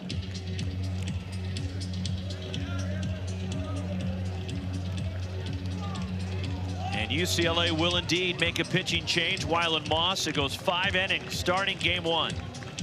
For UCLA, giving up 1 run on 3 hits at this point, but he's responsible for Griffith, who just walked to open up the 6th for the Gales. Well, when you think about what Wyland Moss has done today, got him into the 6th inning, efficient, 68, hands over the ball to Stump with a 2-1 lead. Landon Stump coming out of the bullpen, taking over for Wyland Moss, and a 2-1 lead for UCLA here in game 1.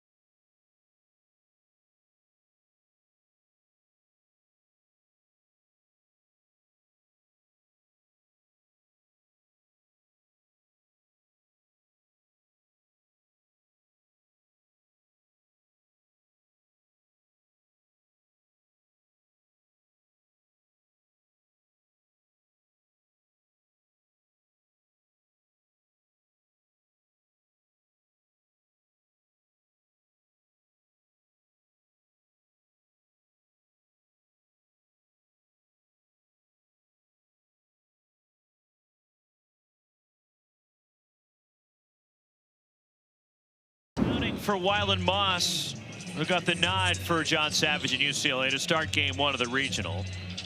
Struck out 4 over 5 innings, giving up just the solo shot to Jacob Johnson and 3 hits. And now turns it over to Landon Stump, the junior who began the year in the Bruins rotation. And Stump coming out of the bullpen here for UCLA. And for Landon Stump, just his 4th relief appearance of the season. Well, he's going to feature a fastball, pretty decent fastball, get up 94, 95, a cutter and a slider. But his last 3 appearances, 5 2/3 innings, no runs, 3 hits, 5 punch outs, and only 2 walks. Tanner Griffith at first. Diego Castellanos bunts up in the air and grabbed and foul ground by Roman Martin.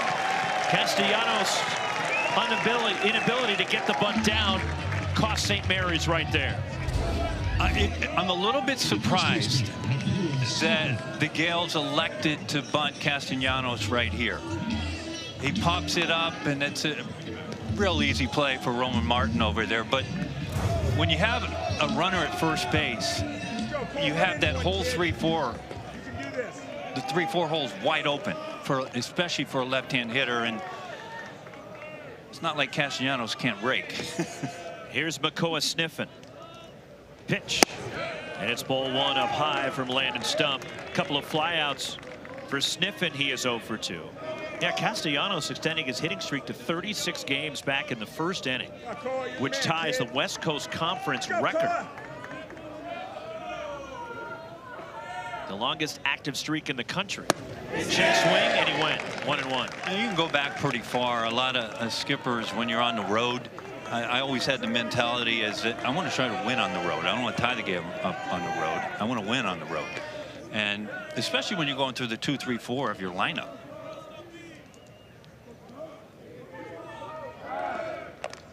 With the injuries that UCLA is dealing with, right? Losing Aguayo pregame, and then Peyton Brennan forced to leave the game. They're without Gasparino in this game. So you're going deeper on your lineup card in your roster. Does that affect, if you're Eric Valenzuela, the way you manage this game? Because maybe you can play for the tie knowing there's potentially some weak spots in the order. And sniff it down the right side, fair, hit the line, goes into the corner. Tanner Griffith racing around the bases. He will come all the way home. Makoa sniffing the RBI later for the Gales, ties the ball game with an RBI double. We're 2-2.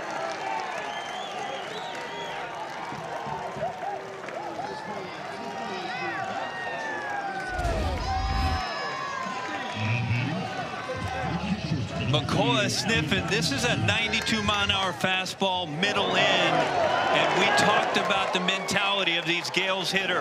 Backside, hit the ball the other way, and then you'll see the base running from Griffith on his own. He knows where that ball was hit.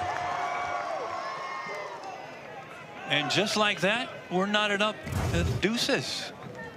And now it's Ian Armstrong, the cleanup batter for the Gales. A couple of ground outs for the St. Mary's catcher, and it's strike one. Nice little slider there from Stump, but I know we're not surprised about this St. Mary's club. The rest of the country might be, but it's an Eric Valenzuela's coach team.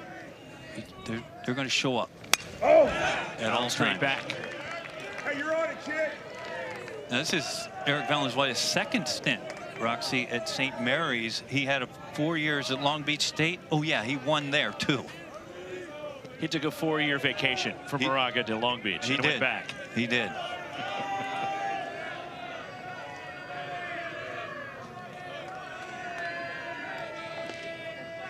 The 0-2. Armstrong fights it off and will do it again. And over the years, he's developed some great pitchers. Corbin Burns, Tony Gonsolin.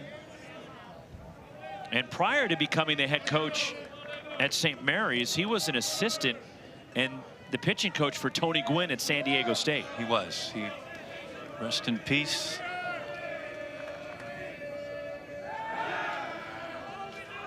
Also time at the University of San Diego for Eric Valenzuela.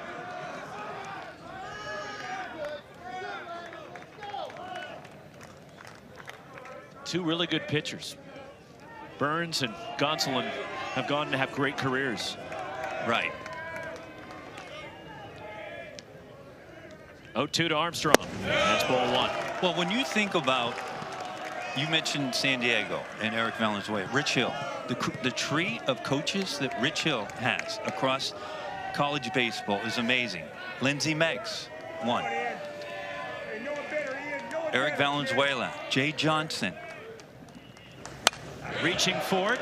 Another foul from Armstrong. Brock Unright. Brian Green, Wichita State. Rick Hertensteiner, formerly at Pepperdine. Marty Silmack.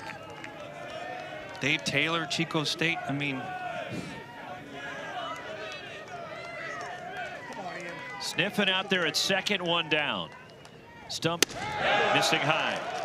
2 balls, 2 strikes. That was at USD prior to San Diego State. And St. Mary's, you go back to the years Vaughn Hayes went to St. Mary's, the great Tom Candiotti. Candy.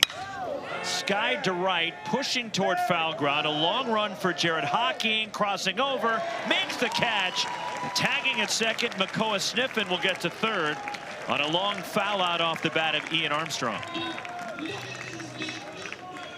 Designated hitter, Jacob Johnson. Well, you think of the base running right there by Sniffen. And Hawking gets to this ball, and he's got to get it in quick, because Sniffen getting over to third base might not seem like a big deal, but it's a huge deal in a tie game when you're on third base with 2 outs, because it puts a lot of pressure on the pitcher. He cannot be spiking any kind of breaking balls, and Cashel Duggar behind the dish needs to keep everything in front of him. Jacob Johnson dialed into the plate, can't catch up with a fastball. He is doubled and homered. 0-1 the count on the Gales DH with 2 down in the 6th in this 2-2 game. And the overshift on again from UCLA. That's the first baseman, the only one on the right side of the infield, Lavu. 0-2 on Johnson. It's a nice little cutter, 88 miles an hour. Looks like a fastball. Effectively, it works like a change.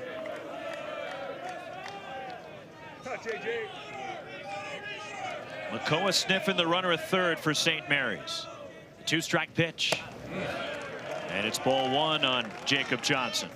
You see the first place that Duggar looks behind the dish is right down to Sniffen at third.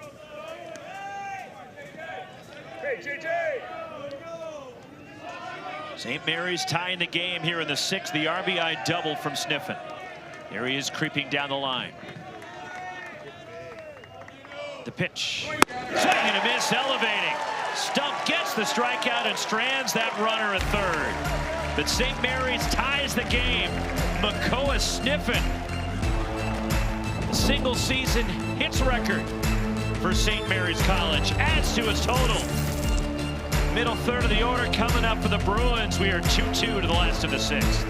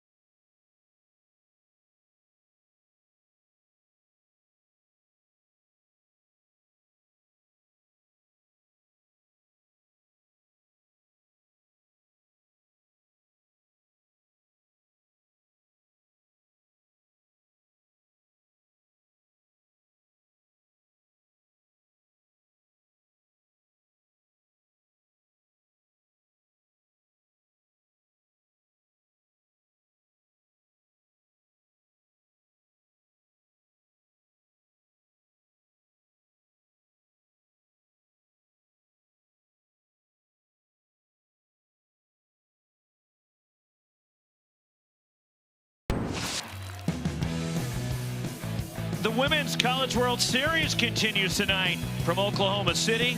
8 teams remain. Catch all the action on ESPN or stream it on the ESPN app. And tonight, the UCLA Bruins, they will be taking on Arkansas. Elimination games. And also Texas and Mississippi State. From Oklahoma City is ball 1 to Roman Martin leading off the home 6th for the Bruins. Middle third of the order for UCLA. And reset of the pitch clock by the plate umpire Jason Bradley. Back to softball. How good have coaches Kelly Noyes Perez been for the Bruins?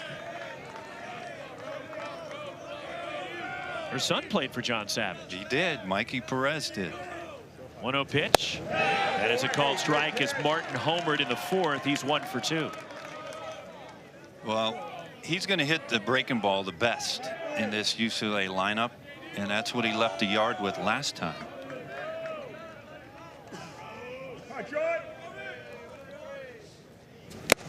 One 1-2 on Roman Martin. Damazonio working strong here into the 6th. He's given up just 2 runs on 4 hits. Just 71 pitches. That's so efficient.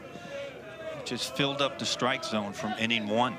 He has struck out 4.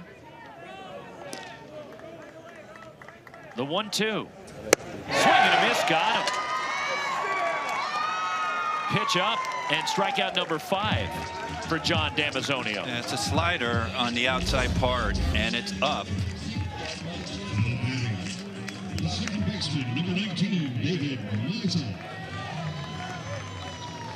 But when you think about how this game started, Damazonio walked the leadoff hitter for the Bruins, and Dean West, he has been stellar.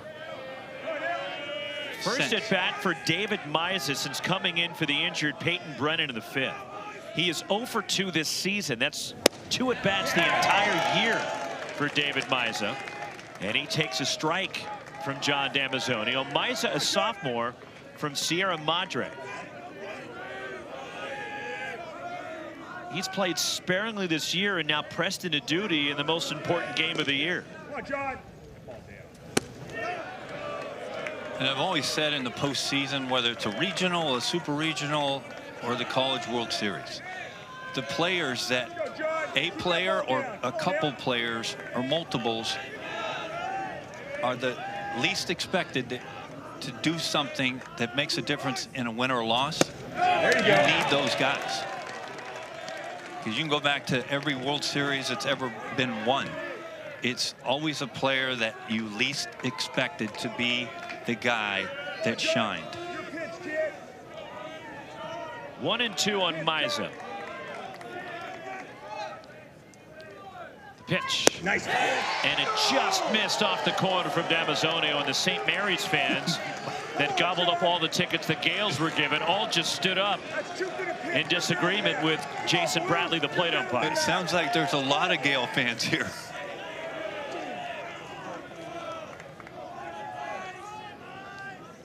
The pitch. Meza down swinging.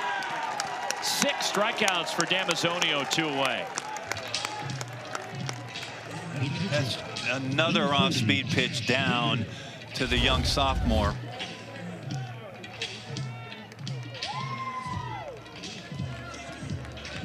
Down and in to a lefty.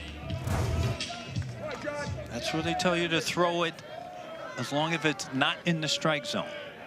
2 gone. Here is the catcher, Cashel Duggar for UCLA. And it's strike 1 on Duggar, who's fighting it right now, just 1 for his last 25. Yeah, he has struggled against the breaking pitch the entire year. Grew up in a baseball family as Duggar, his dad. Trainer for the Rockies. Keith, the athletic trainer for the Colorado Rockies. And the thing about that is Duggar got to hang around, obviously, big league players and big league catchers. And at times he was able to drop a knee and put a glove on sometimes. Guys like Nolan Arenado, Charlie Blackmon. When he was a young kid. Line to short and past the diving Jared Medham. And a 2-out hit for Duggar. Solid single back through the middle. And that's the way to snap out of that 1 for 25. And that's hit number 5 for UCLA today. It's another breaking pitch. And Damazonio has gone to a lot of off speed in this inning. And this ball's up and middle. And Duggar took advantage of a rare bad pitch from John Damazonio today. And keep in mind, Damazonio did pitch the final 2 weeks of the regular season. And then pitched last Wednesday against Pepperdine at the WCC tournament. First pitch lifted out of play by Jared Hocking. And it's 0-1. Damazonio in his 6 innings against Pepperdine threw 75 pitches last Wednesday.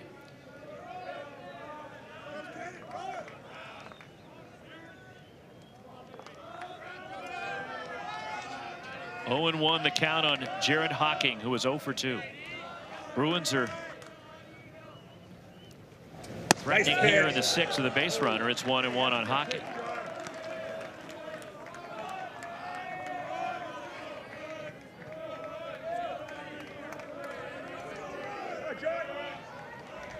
Check over at first. Duggar, the runner. He has not attempted a steal this year. The pitch. Just high, 2-1. Now this is, you mentioned that Duggar hasn't attempted a steal the entire year. With 2 outs here, this is a time where you might play sniffing your first baseman behind Duggar. Give him a little bit more room to cover as a first baseman. Grounded past third, sliding stop. To his feet, Ian Josephson rifles it to first. Gets Hocking, scalded that ball on the ground. And another stellar play by Ian Josephson, taking a hit away from Jared Hocking and keeping it a 2-2 ball game. As we go to the 7th, but Ian Josephson, another great play.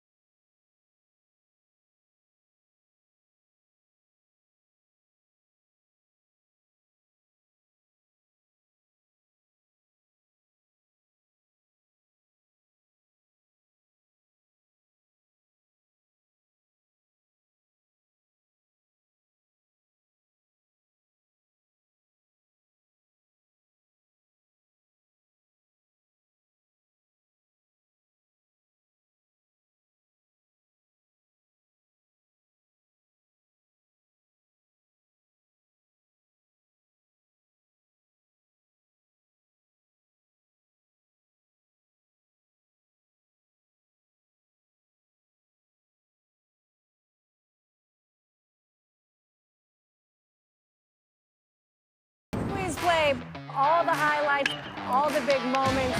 Get a chance to have some big-time fireworks. 6 to 8 games on the screen at one time. You're going to be locked in for that. The season on the line. Hashtag squeeze play. Send us some tweets. Maybe we'll put you on the social wall. The storybook season will continue.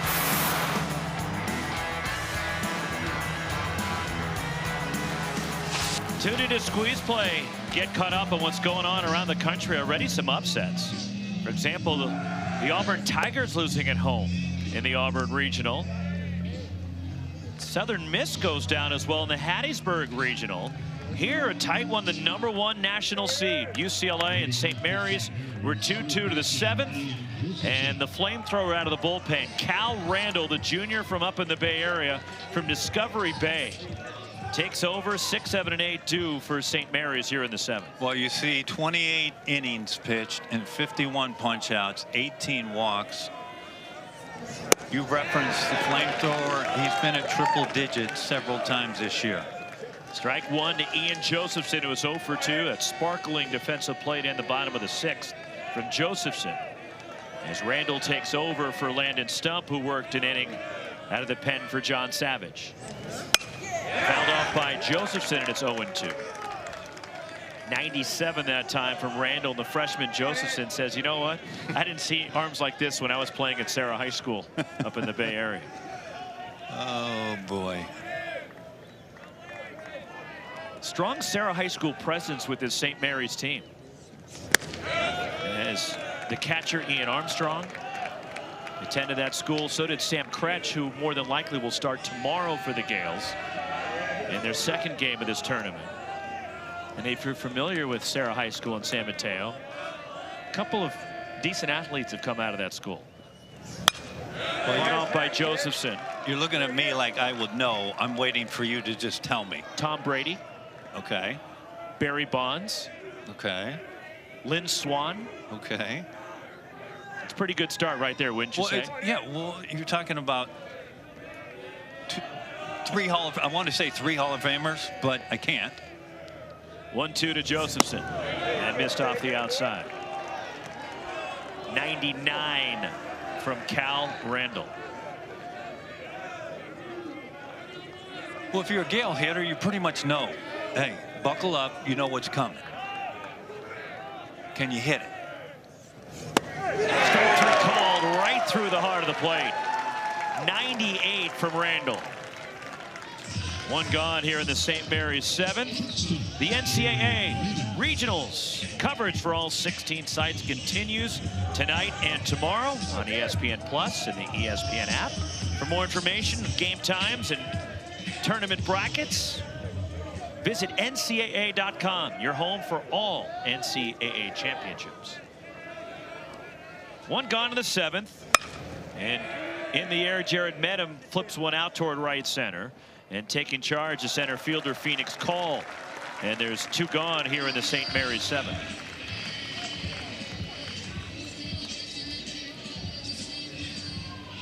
Nick Allred now coming up for St. Mary's. He's 0 for 2 today. As the bottom of the order for the Gales has been held in check so far by Wyland Moss, Landon Stump, and Cal Randall.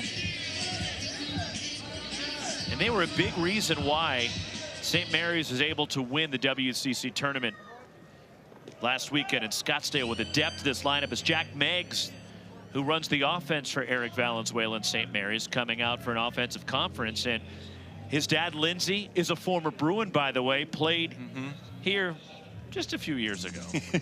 But a successful head coach, took Washington to the College World Series, also a head coach at Chico State, Indiana State. Recently was an assistant to Rich Hill at the University of Hawaii the last couple of years, but then moved back to the Pacific Northwest and working with Jack's brother at a high school up in the Seattle area. Right. Well, Jack Meggs had that offensive conference right there, and I'm sure that was just some gamesmanship to give his pitcher more time to rest. 97 from Randall for strike 1. There is Jack Meggs. Played for his dad at Washington. Pitch way inside. When you think about the Meggs family, his older brother played, he was an athlete. His sister was a great hoop player at UC Irvine, went up to UW in a ranked softball team and played with them. He told us yesterday she's the best athlete in the family. 1-2 on Allred. And Jack Meggs' group this season 3rd in the country in hitting, coming into today .332 as a club. 1-2 the pitch. Allred lines it the other way and shoots it to right. This one will skip, cut off shy of the track by Jared Hocking. A wide turn. That's a really good play by Hocking, holding Allred to a sharp single the other way. It is, Roxy. To your point, this is a time in the 7th inning in the bottom of the lineup you might push it and try to get a double out of this ball with 2 outs. But to your point, Hocking gets to this ball in a hurry, and the key to this is how quickly he gets rid of the ball into second base. Now it's Cody Kashimoto, the 9-hitter. Ground out and a strikeout. He's 0 for 2. Randall, the pitch. Strike 1. Dialed up 98.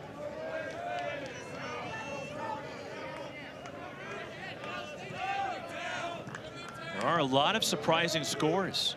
East Carolina beating Tennessee.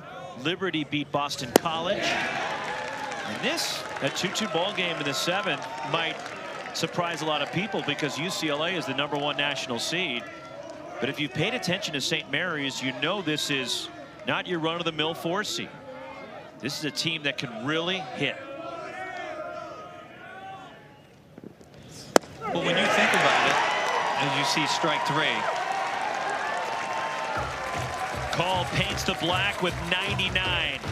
We're stretching in LA. 2-2 to the bottom of the 7th. St. Mary's and UCLA.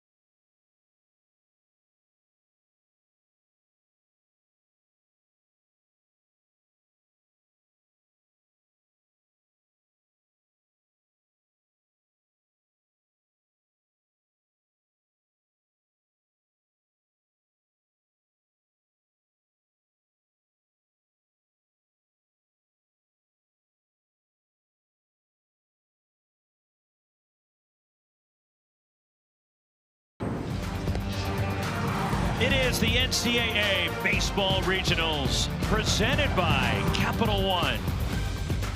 Jackie Robinson Stadium in Los Angeles. We are 2-2 to the last of the 7th inning. #1 national seed, the UCLA Bruins, and the St. Mary's Gales, the West Coast Conference tournament champs, and John Damazonio, the senior, does not want this to be his last start. As a St. Mary's Gale, he is emptying the tank, trying to give his team a chance to upset the #1 national seed. 8-9-1 for the Bruins. Trey Godoy leads off the 7th, and he takes a strike. Well, you can understand Eric Valenzuela's thinking with John Damazonio on the mound. There are times, at times during regionals, where a starter in game 1 of a regional early will come back on a Sunday game. That's long past, and so he's going to get everything he can out of Damazonio right now, and I'm sure he's looked him right in the eye when he came in the dugout and said, "Are you all right?" Missed the last couple of weekends of the regular season, returned in the WCC tournament, and pitched the opening game there for the Gales, and he hits Trey Godoy, and a leadoff base runner for UCLA. And it's not new for the Bruins. They've been drilled a bunch this year, Roxy. This is just a slider that Damazonio hangs on to a little bit too long, too much. And it gets Godoy just above the knee. And for UCLA, the 125th time they've been hit by a pitch this year, 8th most in the country. I would expect a bunt right now with Phoenix call. He sacrificed his last time as Damazonio throws over to first, but also they're checking to see if Phoenix call will tip his hand. They are at times, but Damazonio is thrown over to first almost every time a base runner's got there.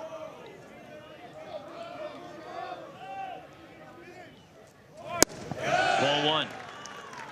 The lefty Cam Staton has resumed throwing in the St. Mary's bullpen. We talk about this a lot. The most important part of a bunt is location. Preferably, this ball is bunted to the first base side. 2-0 on Phoenix call. We're starting to see a little bit different John Damazonio in this inning. He's missing, and he's missing pretty bad on the outside part. This will be pitch number 90. Trey Godoy at first. And a throw over from John Damazonio. And when you think about it, these college athletes are emptying the tank in the postseason. They've played above 60 games the entire year, and they're playing in the biggest game of the year right now. 3-0 on Phoenix call.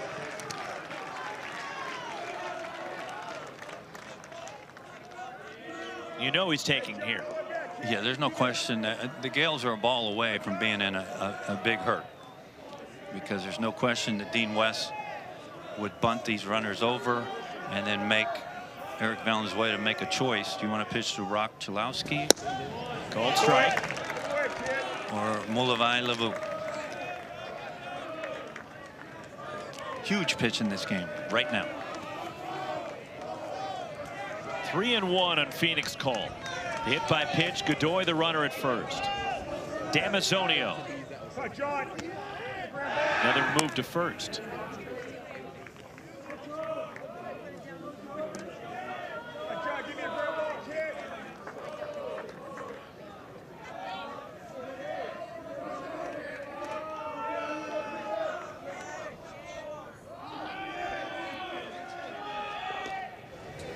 Bunted. The pitcher Damazonio underhands for the out. Godoy gets to second as Phoenix call gets the sacrifice down. Runner at second, one out as we go back to the top of the order here for UCLA. The clash in Italy hits this Sunday, 2 p.m. Eastern. Catch the first hour live on ESPN and stream the entire WWE event on the ESPN app with an ESPN Unlimited plan. Clash in Italy coming up on Sunday. Never been to Italy. That makes two of us. Here is Dean West, top of the order. He's walked twice and bunted for a hit, and he takes ball one. Well, that was such a great job by John Damazonio right there, throwing a strike, get the bunt. Great bunt by Phoenix Call, but if he misses on that pitch in first and second, it changes his entire inning. Now a mound visit for Ian Armstrong.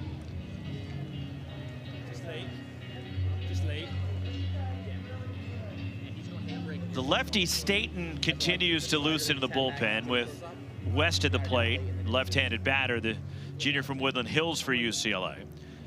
But the importance again of winning game one, there's a peek of the bullpen in Staten. But since the regional format expanded in 1999, 93% of regional winners win their opening game. And 82% start 2-0.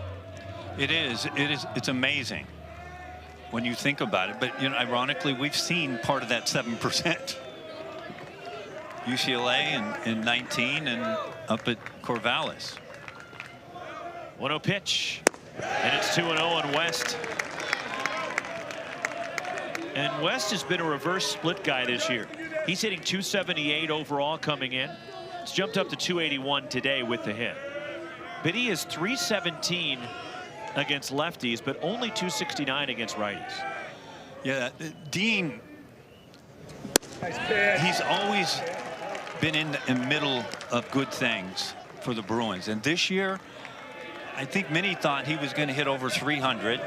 He had a real good year last year. He struggled early in the season, but he's done much better the last part of the season.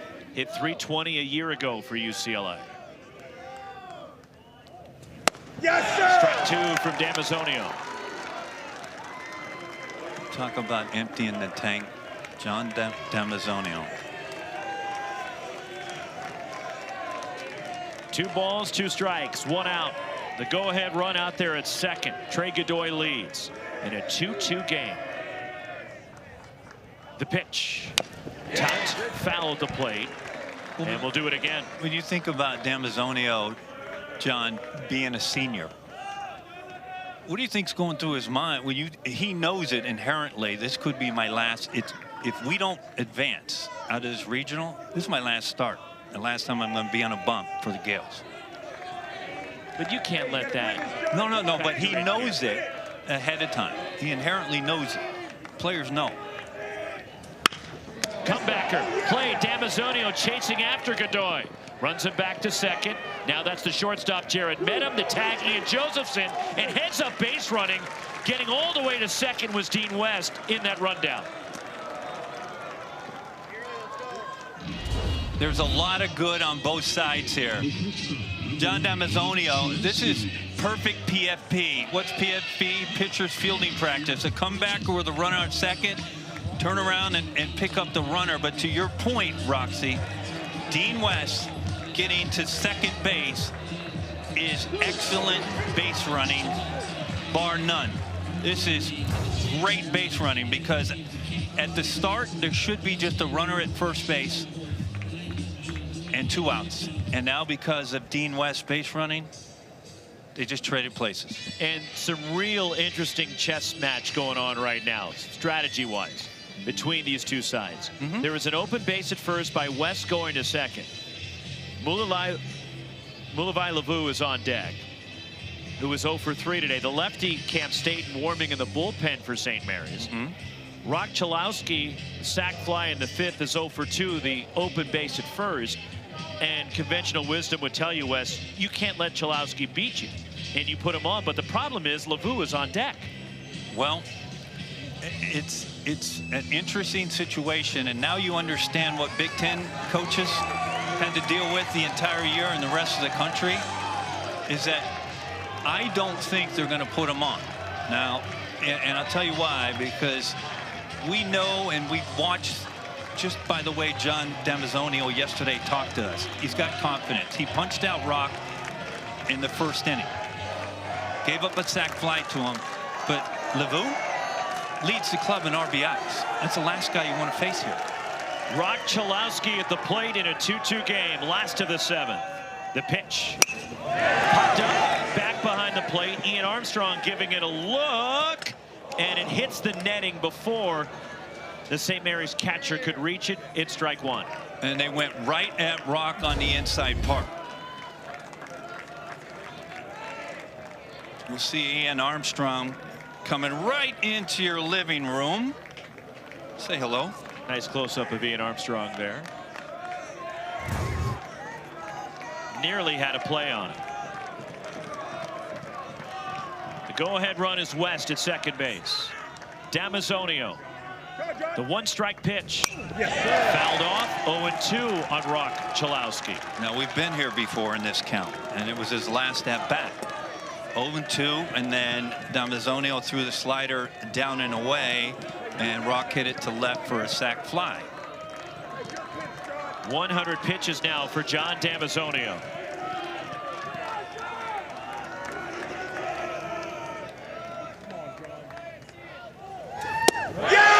Just missed to Chalowski. Well, this is where Rock is so dangerous on balls away, because he's got such great plate coverage with his back. And what I mean, he covers away, reacts in.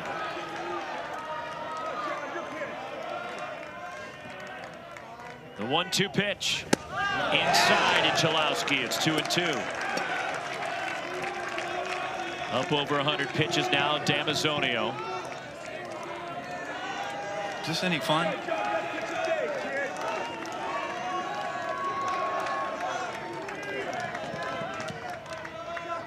Look back at Dean West. Grounded foul over near the UCLA dugout by Chalowski. And he taps his bat in a little frustration there, maybe thinking he had his pitch. Well, it's down and in, but what he does, Rock does, and since the time he set foot here on campus, he's always hit balls in, been able to inside out a la Derek Jeter, but he's got much more pop than Derek had. Again, the 2-2. And a full count on Chalowski.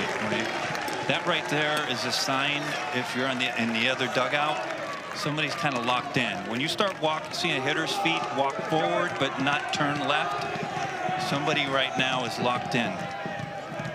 Full count, 2 outs. The pitch.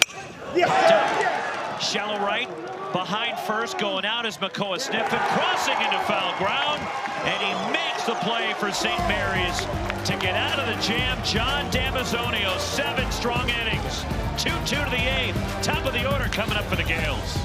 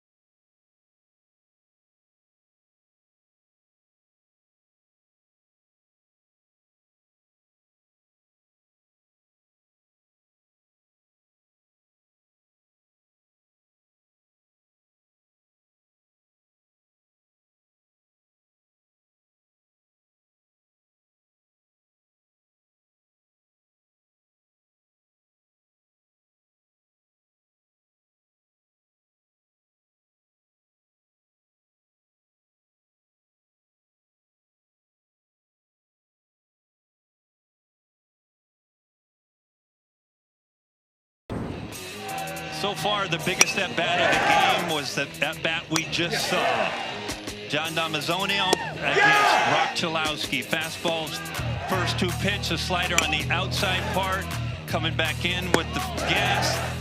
A little sink ball down and in, the fastball. And then this ball gets in a little bit on Rock, and a big third out of an inning, Ross. Keeps it a 2-2 game as we go to the 8th. John Damazonio getting hugs. More than likely done for the afternoon. 7 impressive innings, 2 runs on 5 hits. To the #1 team with 6 strikeouts. And later tonight, Virginia Tech, Cal Poly in our nightcap.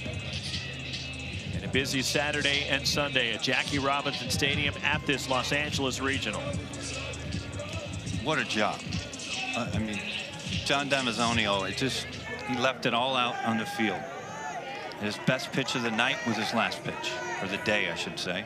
Zach Strickland out of the bullpen now for UCLA. And it's ball 1 to Tanner Griffith, who walked and scored in the 6th. Griffith is 0 for 2. Top of the order for the Gales, Diego Castellanos, Makoa Sniffen to follow. Strickland, the freshman from Arcadia. He has been so good this year. You see just 6 walks in 36 1/3 innings. 2-0 the count on Griffith. We think back to the last inning when Nick Aldred got the hit with 2 outs to bring up Cody Kashimoto. It was a big hit because it flipped the lineup over to start this lineup. Strike 1 to Griffith.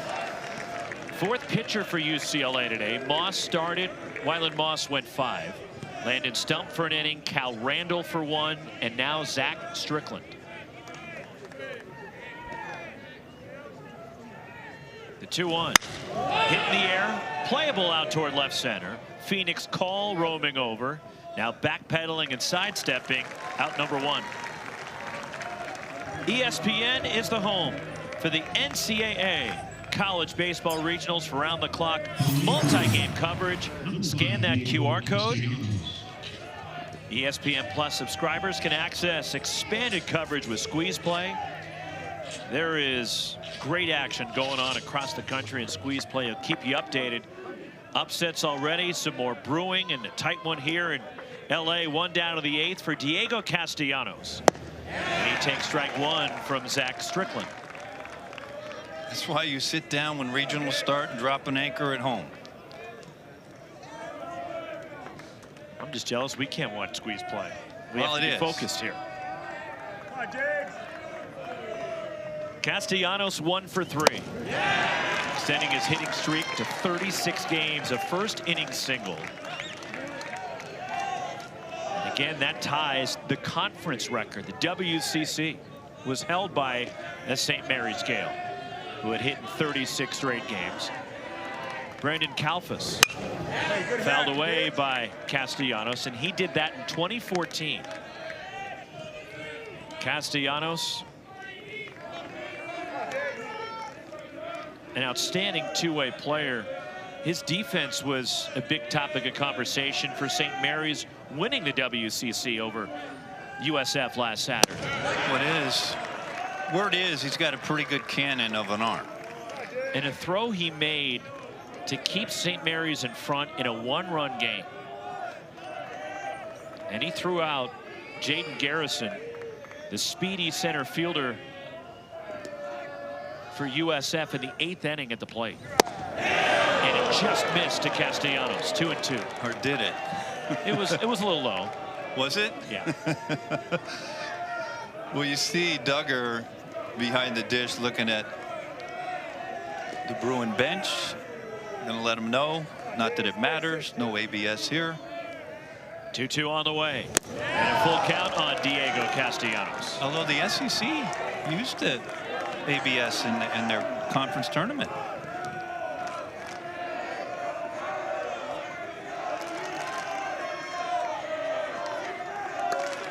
Full count, 1 out. Zach Strickland. And that one's lifted out of play by Castellanos. To look down the right field corner, it's great to see the two teams that are playing next. That's the beauty of anxiously watching. It's the beauty of postseason. You're anxious, you wake up. If you have the late game, you don't sleep that well. And you wake up and you can't wait to get to the yard as we take a look at the Hokies. They're beyond the wall and right. Then down the right field line is the Cal Poly team leaning over the railing. Comebacker handled by Strickland. Halfway to first, 2 gone. But Strickland has been so good for the Bruins. We talked about it, but just a freshman, and his fastball, the velocity, the variance of one pitch of his fastball can be from 90 to 96 at times, and it effectively just works like he's got 4 different pitches. You saw the 3-seeded Cal Poly Mustangs, the Big West tournament champs. They're coming up later tonight against Virginia Tech. 2 outs, top of the 8th, Makoa Sniffen. Fouled straight back. His RBI double in the 6th tied the game for St. Mary's. Chalk ball right down the right field line. Gales took a 1-0 lead on a 4th inning solo shot off the bat of Jacob Johnson. Their DH hitting his 13th of the year. Then at the bottom of the 4th, UCLA tied it. Roman Martin went deep, his 8th of the year. We were 1-1 after 4. UCLA took the lead in the 5th. Sac fly off the bat of Rock Chalowski, driving in Trey Godoy. And then at the bottom of the 6th, it was Sniffen. His RBI double, driving in Tanner Griffith to tie the game, and a healthy rip. And Sniffen, who has a mighty cut, it's 1-2. That's just a perfectly located slider on the outside part and down. 1-2. Just missed. 2-2 on Makoa Sniffen. UCLA will have the heart of the order due in the bottom of the 8th. Zach Strickland. The pitch. Did it go? Yes, he went around. Could not hold up. And a pitch down and away, and a 1-2-3-8 for the freshman Zach Strickland.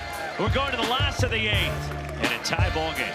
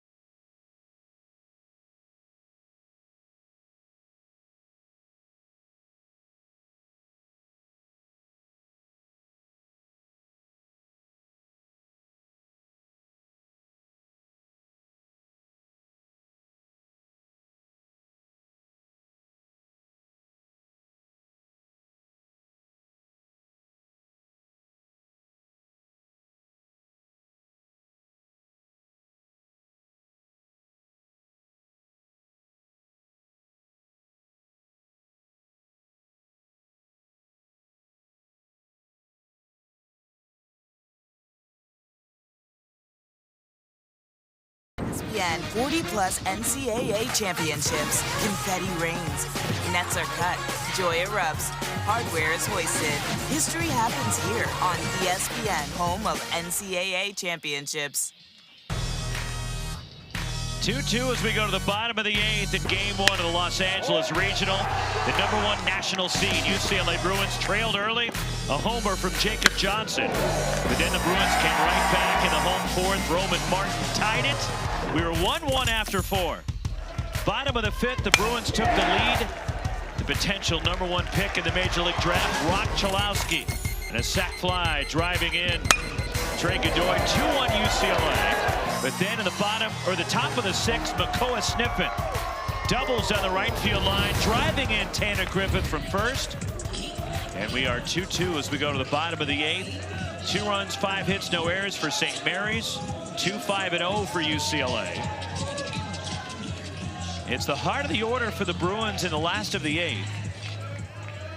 Against Cam Staton takes over on the hill, the left-hander out of the bullpen. And it's ball 1 to the left-handed hitting Levi Lavu. 7 outstanding innings from John D'Amazonio, and he turns it over to the junior from Auburn, California, Cam Staton. Well, you see the 29 walks. On the ground, Cody Kashimoto knocks it down, picks it up, throws, safe on a close play at first. That's the second time today a bang-bang play at first. The previous time it went to Kashimoto. This time Lavu was on to start the home 8th for UCLA. Well, Kashimoto gets to this ball. Lavu hit this ball right on the button and lands right in front of Kashimoto. They're going to review this play, and why would you not in this situation in the bottom of the 8th inning? It is a challenge from Eric Valenzuela and St. Mary's, the call at first base. Ball, foot is on bag now. He beat it. And he beat it. But if you're ever going to use a replay and you only have 2 and this is the second one, it's right now. Get a good look at it here. Ball's still in the air. Foot is on the bag now, and the ball's still in the air. That's the definition of bang bang. It is. How about Lavu? He's got the airplane I'm safe sign up as he crosses the bag. He's trying to help first base umpire Derek Everett. Cam Staton taking over. D'Amazonio gives up 2 runs on 5 hits. Over 7 innings with 6 strikeouts. And the senior turns it over to Cam Staton, the junior lefty. And his play is under review, a challenge from the Gales.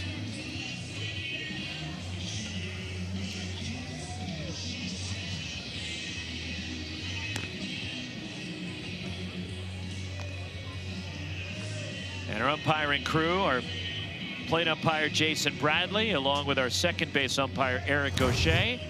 And after consulting with the replay command center, after review, the runner is safe. It is confirmed. St. Mary's has 0 challenges remaining. Call confirmed, and the Gales are out of challenges now. And now, as you take a look at Eric Valenzuela, the last thing Roman Martin's going to do right here is bunt the ball. You have the sophomore David Maiza is on deck in the place of where Peyton Brennan used to be. So there's not a chance you're going to take the bat out of Roman's hands right here. He homered to the 4th, the cleanup batter for UCLA. Cam Staton, and it's ball 1. Martin 1 for 3 in the ball game.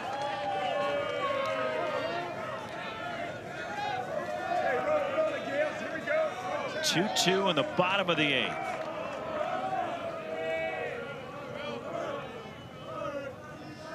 The pitch. And it's 2-0 on Martin. Well, you got to be careful right here. Roman Martin now. Staton, not a hard thrower. Martin, the best off-speed pitch hitter that the Bruins have. 19th appearance for Staton this year, and he finds the zone, a called strike. He worked twice at the WCC tournament last weekend. He threw 8 1/3 innings out of the bullpen. In the second game St. Mary's played in the tournament, they beat the top seed Gonzaga. He threw 3 innings against the Zags and then came back after throwing 71 pitches 2 days later against USF and pitched 5 1/3 innings of shutout, 1-hit baseball, throwing 63 pitches. Pulled sharply foul past third. Kind of reminds me of Quinn Matthews up at Stanford when he threw 152. Yeah, but he threw. How many times did he throw in that regional?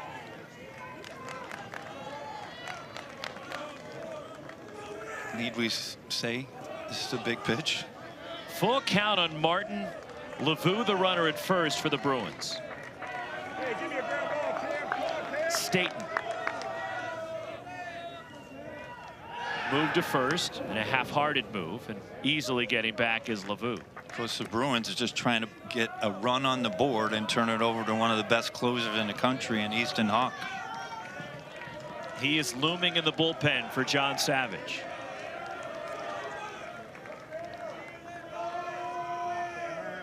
Talon Gardini now in the St. Mary's pen as a fly ball to left, playable.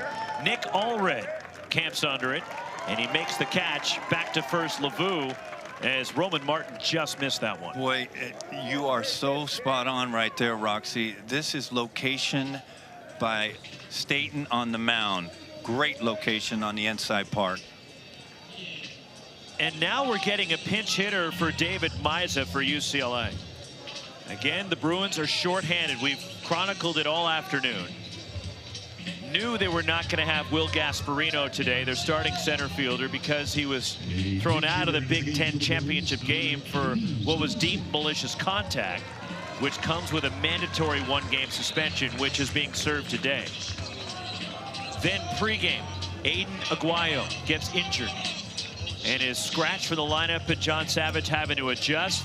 Then Peyton Brennan is injured in this game. He has to come out. David Miza enters. He only had 2 at-bats all season coming in. And now a pinch hitter for Miza. This is Dominic Cadiz coming up for UCLA. Fouled off by Cadiz. And Cadiz, just a freshman, but he's done some damage this year with little at-bats. But he's somebody, if you're wondering why John Savage always seems to have a good team, he gets some real good freshmen into his program. And he gets their feet wet. Pinch hitting for Miza. LeVue at first, 1 out, 1 strike pitch. And it's way outside to Cadiz.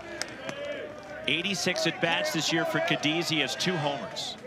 He has driven in 15. Hey, you got this, Cam. Big spot for the freshman Cadiz.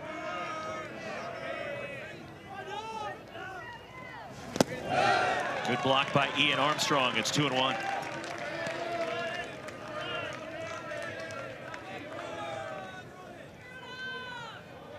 You just get the sense, don't you, Rox, that a home run is going to be the difference on who wins this game. Ball flies a little bit during the day here.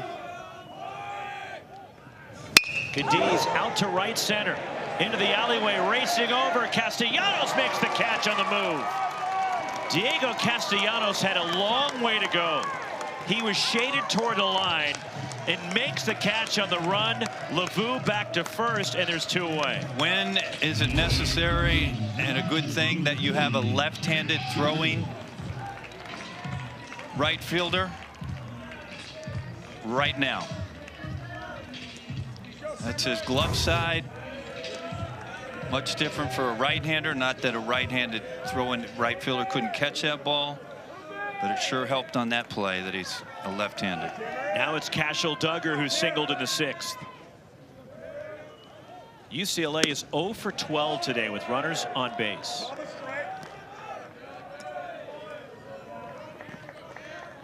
It's a head scratcher right there a little bit with Duggar.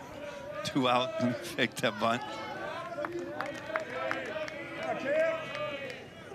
LeVue leads at first. Makoa Sniffen holding him. 2-0. Do you think he's just trying to mess with the sideline of Staten and take a strike? Well, I think he just wanted to get a 1-0 count, and he was rolling the dice. That if he turns like that and he squares like that, he's going to mess with Staten's on the mound out there and go, what are you squaring for? And it's worked. He's got a 2-0 count. And nearly an errant throw from the pitcher Cam Staten. And leaping off the bag there was Makoa Sniffen to keep it from going by. Get a look at it. It's almost like Sniffen saying, well, dude, I can catch. Just, I mean, maybe throw it to me. You were testing me there. And now it's 3-0 on Cashel Duggar.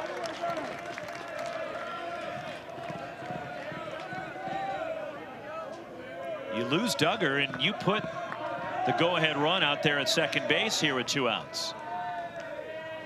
Jared Hocking would be next for UCLA. And it's ball 4 as Staten walks Cashel Duggar on 4, and that puts that go-ahead run out there in scoring position with 2 down.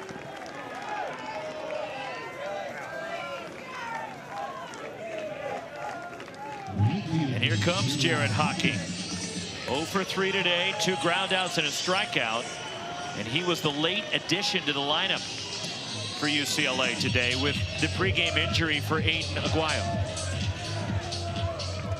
Well, Jake Palmer is the third base coach for the Bruins, and no matter what type of hit it is, how hard it's hit, he's going to send the runner to the dish and make the Gales throw him out. Ball 1 to Hocking. Got the 9-0 hitter in Phoenix call behind Hocking. Opportunity for the senior Hocking. Let's go, Cam. Have some fun, kid. Come on, Cam Staten. The pitch. Foul back.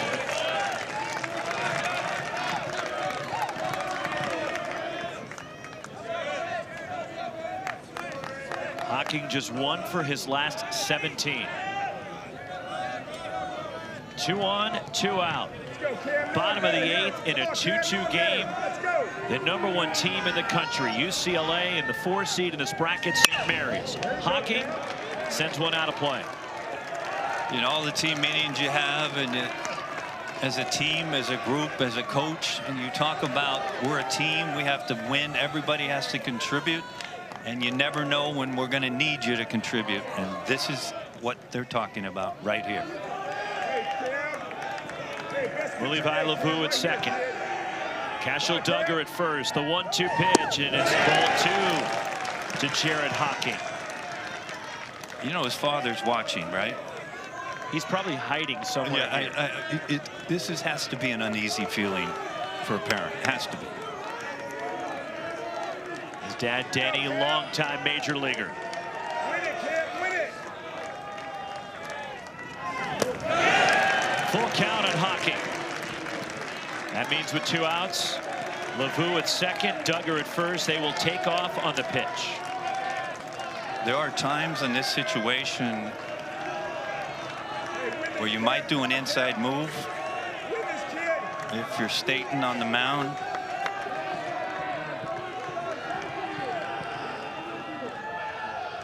Swing and a miss, got him. Staten fired up on the strikeout. And the Gales wiggle out of it. We are 2-2 to the 9th. UCLA and St. Mary's. Middle third of the order coming up for SFC.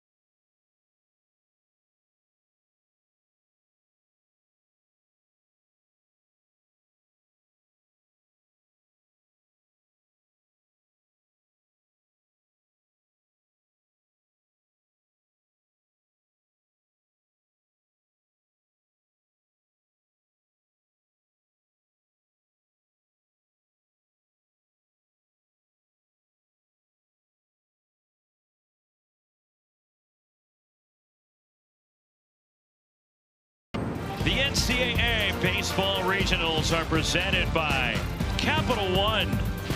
What's in your wallets? High drama in Westwood. Game 1 of the Los Angeles Regional. and the #1 team in the country, UCLA, being pushed by the 4 seed, the St. Mary's Gales, the West Coast Conference. Tournament champs later tonight, Virginia Tech and Cal Poly in our nightcap here at Jackie Robinson Stadium. Along with Wes Clements and our ESPN crew, Roxy Bernstein with you. And a phenomenal game 1 is UCLA getting all they can handle from the St. Mary's Gales. This is the best part of college baseball. It's the postseason. Anything can happen. We tell you all the time, and this is the reason why. St. Mary's is pushing another ranked team to the brink, just like they beat in the first game up at the Oregon State Regional last year, and when Oregon State was the national seed. Beavers with the #8 national seed last year. Now they're getting the #1 national seed. And Eric Valenzuela and the Gales are not scared of anybody. One of the top closers in the country, Easton Hawk, comes in this tie ball game here in the 9th inning. Lights out numbers for Hawk this year. In fact, he has not allowed an earned run in his last 25 appearances. And Easton Hawk, who was busy at the Big Ten tournament, will face the middle third of the St. Mary's order here. Ian Armstrong, Jacob Johnson, and Ian Josephson in the 9th. Armstrong is 0 for 3, and it's ball 1 from Hawk. In his video game-like numbers this year, a 1.41 ERA, 6-2, 14 saves for Hawk. He has a whip of under 1. He has struck out 47 and 38 in the 3rd, but it's now 2-0 on Ian Armstrong. Yeah, he has been sensational this year. But we've talked about this St. Mary's club. 3rd best hitting club in the nation. The pitch. Fouled off by Armstrong. It's 2-1. Defensive changes here for UCLA in the 9th. And after Dominic Cadiz hit for David Mize at second base, there's a new second baseman for the Bruins with this overshift. Is again 3 on the left side of the infield. UCLA has played Armstrong this way all day. And it's 2-2 on Ian Armstrong. It's pretty easy 98, isn't it?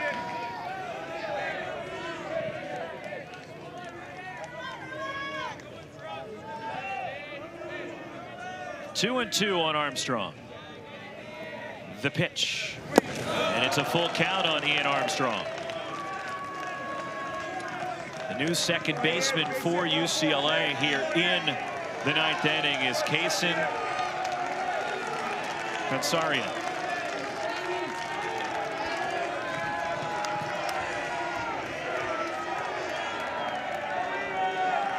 The 3-2.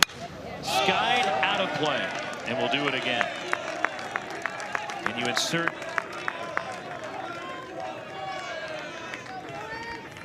Kansarian into the 8th, or rather into the 5th spot of the order for UCLA. Full count on Ian Armstrong. Easton Hawk, the pitch. Mile-high pop-up in the infield. Mulivai Lavu trying to take charge, and the first baseman on that major league pop-up grabs it for out #1.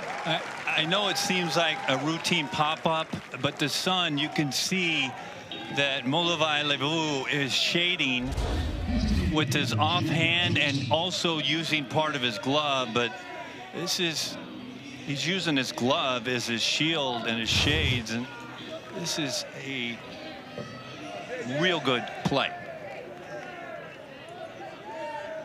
1 out in the 9th. Jacob Johnson homered in the 4th. He is 2 for 3.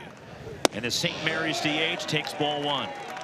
And there you see Hawk starting Johnson with a breaking ball away. We saw Johnson leave the yard on a fastball earlier in the game.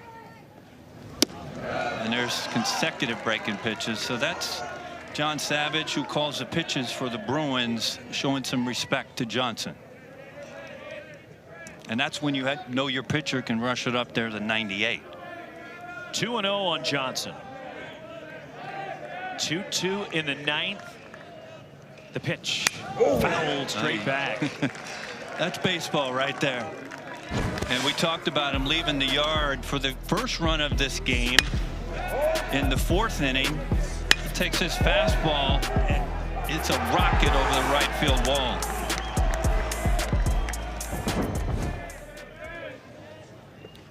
No. 3-1 on Jacob Johnson. Yeah, that's 3 out of 4 pitches have been off speed to Johnson. Buckle up right here. Grip it and rip it time? Well, this is why we love the game of baseball. Easton Hawk in the air to right. Jared Hocking ranging back to the rim of the warning track. On the track! It is gone! Home run! 2-homer game for Jacob Johnson, and St. Mary's takes the lead in the ninth.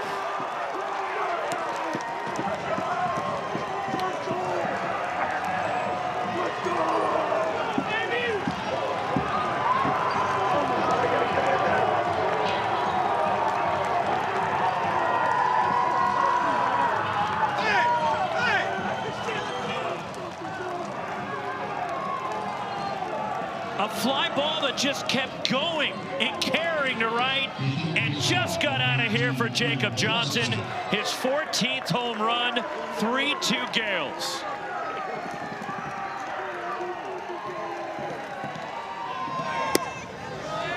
Ball 1 to Ian Josephson, and a mound visit for Cashel Duggar, the UCLA catcher. And it's a good trip by a veteran Duggar behind the dish, but we talked about it was an action pitch on a 3-1 pitch coming from Hawk, and this is dead red gas, and it doesn't matter how far you hit it. This ball went 316 feet, and you can see it looks from the side like it's just a pop-up, but we mentioned the ball carries a little bit better in the daytime. See Hawking, and it just got over the fence, 316 feet. So you're telling me the distances to the fence are listed wrong here, because it's 330 down the line. And it just got out of here. And the St. Mary's Gales right now stunning the #1 team in the country, UCLA, here in Game 1 of the Los Angeles Regional. And a huge afternoon for Jacob Johnson. 2 homers, 3 for 4. And it's 3-2 St. Mary's, 1 out in the 9th. And John Savage back to the UCLA dugout. It went at least 316 feet. Plus. Slapped the other way, foul by Ian Josephson.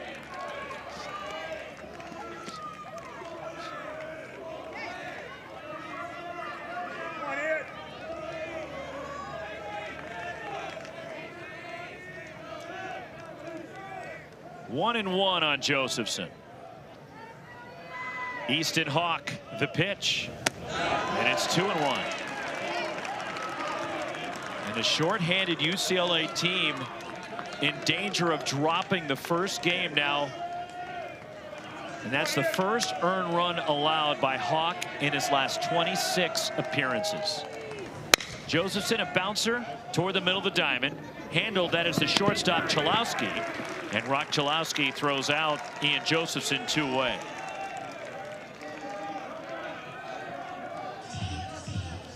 Now it's Jared Medham for St. Mary's. If you're looking to the bottom of the 9th, St. Mary's will face 8, 9, and 1 from UCLA.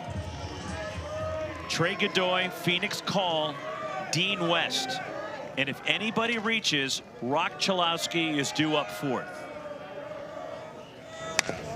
Fouled off of the plate by Jared Medham. And again, keep in mind, we mentioned it earlier, UCLA trailed all 3 games at the Big Ten tournament and had to come back in the bottom of the 9th against USC in the semis and Oregon in the final to win the Big Ten tournament.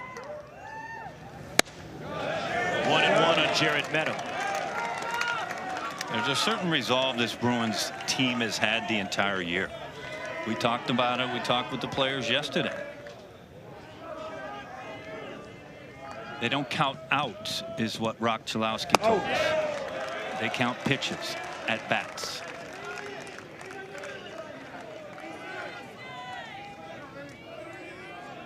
2-1 on Medham. Chalowski hoping just to get a chance in the bottom of the ninth. 3-1 on Meadow.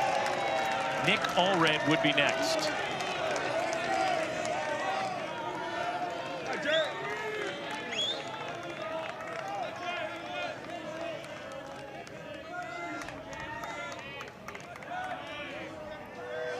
The 3-1 pitch, and it's ball four. Medham draws a walk, and a two-out base runner for the Gales, and now it's Nick Allred for St. Mary's.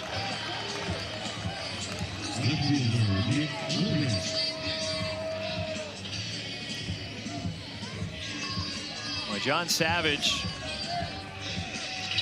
what's going through his mind right now? Well, what he's going through his mind right now, he's going to get the pen going, because the last thing he wants to do is go through Mr. Hawk today.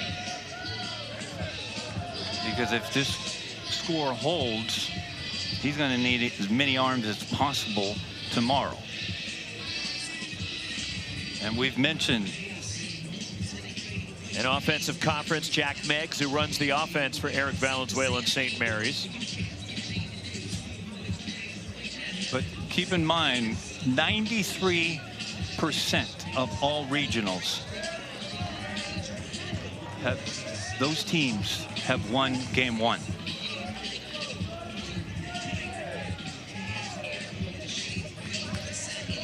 Now Nick Allred back to the plate. Last 2 years, Allred playing at the Division II level for a program that disbanded. Played at San Francisco State, which concluded their baseball program after last year. And now he's playing with St. Mary's in the NCAA Division I men's tournament. And it's 1-0 on Allred, who singled in the seventh.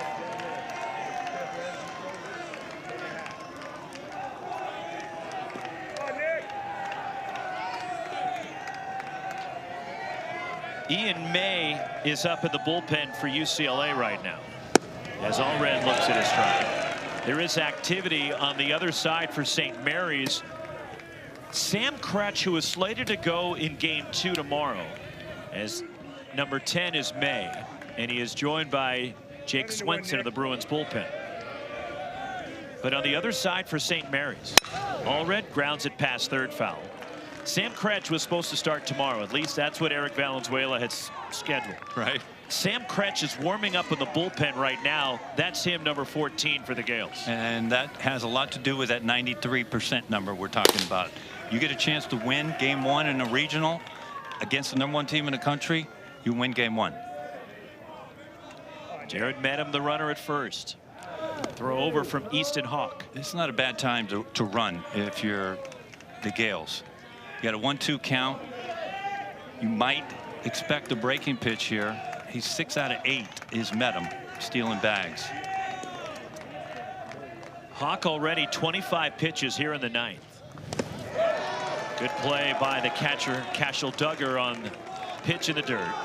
2-2 on Allred. It was the homer by Johnson that gave St. Mary's a lead with 1 out here in the ninth. Shocking Easton Hawk and UCLA.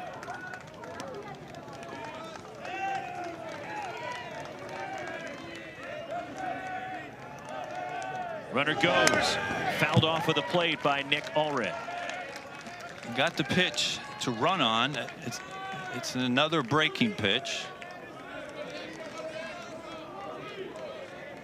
And we talked about it. Here they are, 93% of regional winners won opening game. The #1 national seed has never lost its regional opener. They are 26-0. Strike 3. Allred down on strikes. We go to the bottom of the ninth. The Bruins. UCLA is chasing one because of Jacob Johnson.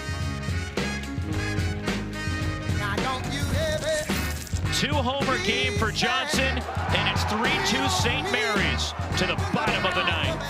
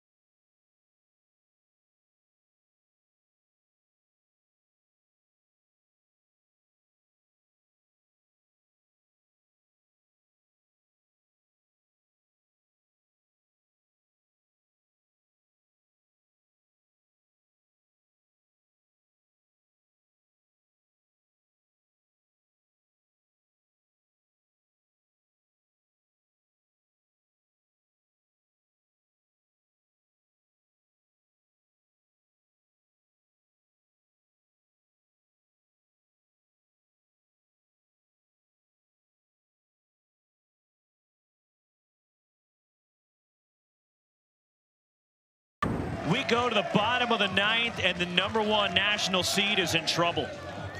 Down 3-2 here at Jackie Robinson Stadium. And the #1 national seed has never lost their opening game of a regional. 26-0, but that's in jeopardy as they trail St. Mary's 3-2. Trey Godoy takes a strike to start the bottom of the ninth. 8-9-1 for the Bruins. Along with Wes Clements and our ESPN crew, Roxy Bernstein with you. And St. Mary's trying to pull off a shocker here against UCLA. 1-1 on Godoy, who doubled and scored in the 5th. He was hit by a pitch in the 7th. He is 1 for 2. The DH for UCLA. And if anybody reaches, Rock Chalowski would bat 4th here in the bottom of the 9th. 2-1 on Godoy. And ill afford, obviously, to walk the leadoff hitter if you're Cam Staten, especially left on left. Most important hitter of this inning for the Gales is at the dish. Cam Staten worked a scoreless 8th. The 2-1. Fouled back, and it's 2-2. What a good pitch by Staten on the inside part there. Staten tying up Godoy there. 29 comeback wins, including all 3 at the Big Ten tournament for UCLA. The 2-2. Swing and a miss. Staten strikes out Trey Godoy. 1 out in the bottom of the 9th. Well, this is just an awesome cutter runner on the outside part by Staten. The location is immaculate.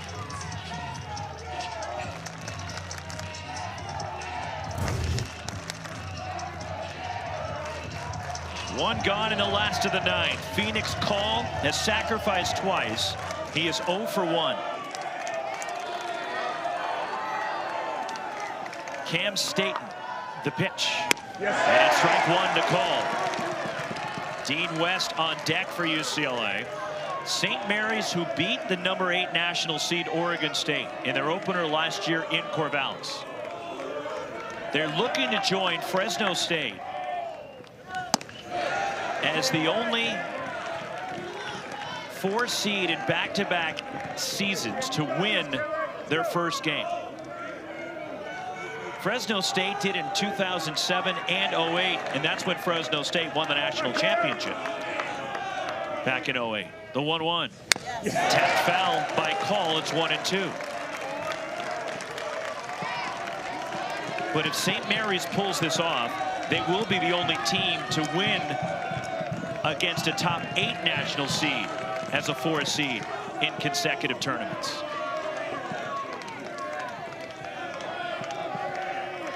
The 1-2 pitch. Ground ball left side and through. Phoenix Call, a 1-out single. And the tying run is on for UCLA. And now to the top of the order, and Dean West for the Bruins. This is a great job by Phoenix Call, putting the ball in play with 2 strikes. This is a cutter down the middle, finds the 5-6 hole. The Gales were guarding the line, no doubles. Ian Josephson was stuck on the 3rd base line, that big hole over there. And now you bring in a lot of stuff right here with Dean West. Squares, and he takes a strike. And that's exactly what it brings into play. Left on left, left-hand hitter who can run, which Dean West can. You got a left-hand pitcher who falls off the 3rd base side. That whole right side of that infield, if the ball's bunted, he ends up safe. A bunt hit already for West today. He has walked twice. And he takes ball 1. He is 1 for 2. And Cam Staten is very aware who's on deck. And Mr. Rock Chalowski. The Bruins are 0 for 13 with runners on base today. 2-1 on Dean West.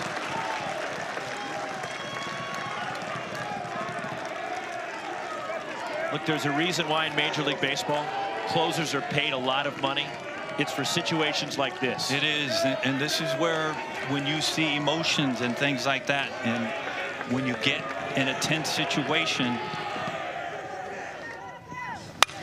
Popped up, headed toward the UCLA dugout. Ian Josephson, Ian Armstrong, they bump into each other, and it lands in front of the Bruins dugout. Tough break for the Gales, as either Josephson or Armstrong, high school teammates, by the way, would have had a play on that had they not run into each other. Ian Josephson, the third baseman, Ian Armstrong, the catcher. It's very hard to be calling, I got it at this point in time, because you have a large crowd right in front of you. But again, we'll get another look at it here. Whose ball should that have been? Your third baseman's. Strike 3 called, painting the outside corner is Staten, and there's 2 gone. Well, it's a big comeback pitch from Staten after the defensive play that wasn't made. And this is a cutter on the outside part, and Dean West didn't like it at all, and we can kind of understand why when we see that replay. Borderline pitch that goes to Cam Staten. 2 outs. Call at first. Here is Rock Chalowski. Ground ball to third, foul. And Ian Josephson got stung by that one. And the third baseman shaken up. That's his left hand where the glove was covering. And Eric Valenzuela coming to check on his third baseman along with the Gales athletic trainer. We're going to look at it. Again, Ian Josephson's hugging the line for no doubles.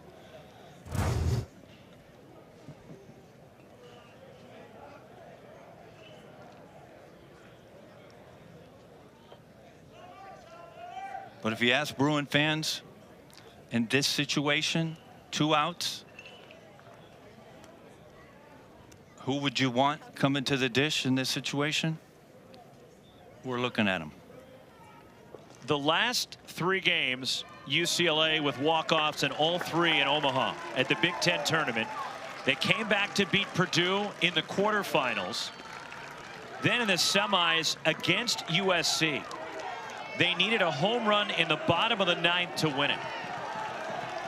And then tied it in the bottom of the 9th against Oregon and beat the Ducks in the final in 11 on a walk-off hit by pitch. They're trailing 3-2 with 2 outs in the bottom of the 9th to St. Mary's. Phoenix call at first, and the likely #1 pick in the Major League Draft to the plate for the Bruins.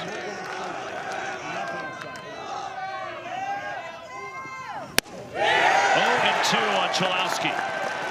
Well, with the Gales playing no doubles in their outfield, literally with a long single could tie this game. 0-2 on Rock Chalowski. 0 for 3 with a sac fly. Hit in the air to center field. Tanner Griffith has room.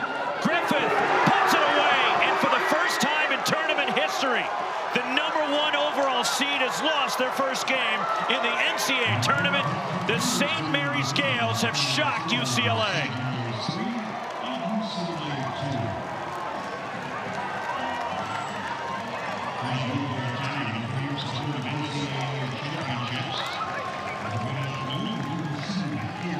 Well, we talked about this Gales club last year, what they did, going up to Corvallis and beating the #8 national seed in their yard.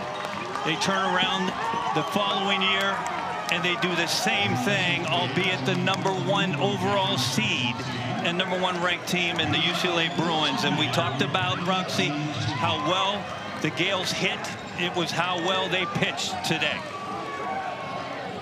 3-2 St. Mary's upsets the #1 national seed in UCLA, and the Gales hang on. John Damazonio, 7 strong innings, and then Cam Staten gets the win in relief.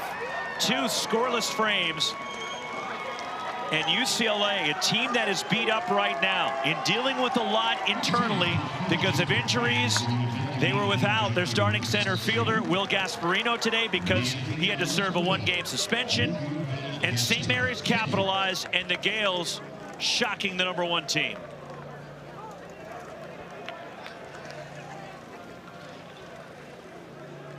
Our Capital One rewarding performance. Jacob Johnson, the offensive hero for the St. Mary's Gales with 2 home runs. Well, and this came off one of the best closers in the country, and Easton Hawk, and this ball just got over the right field wall. Hawk's a little shocked, and rightly so.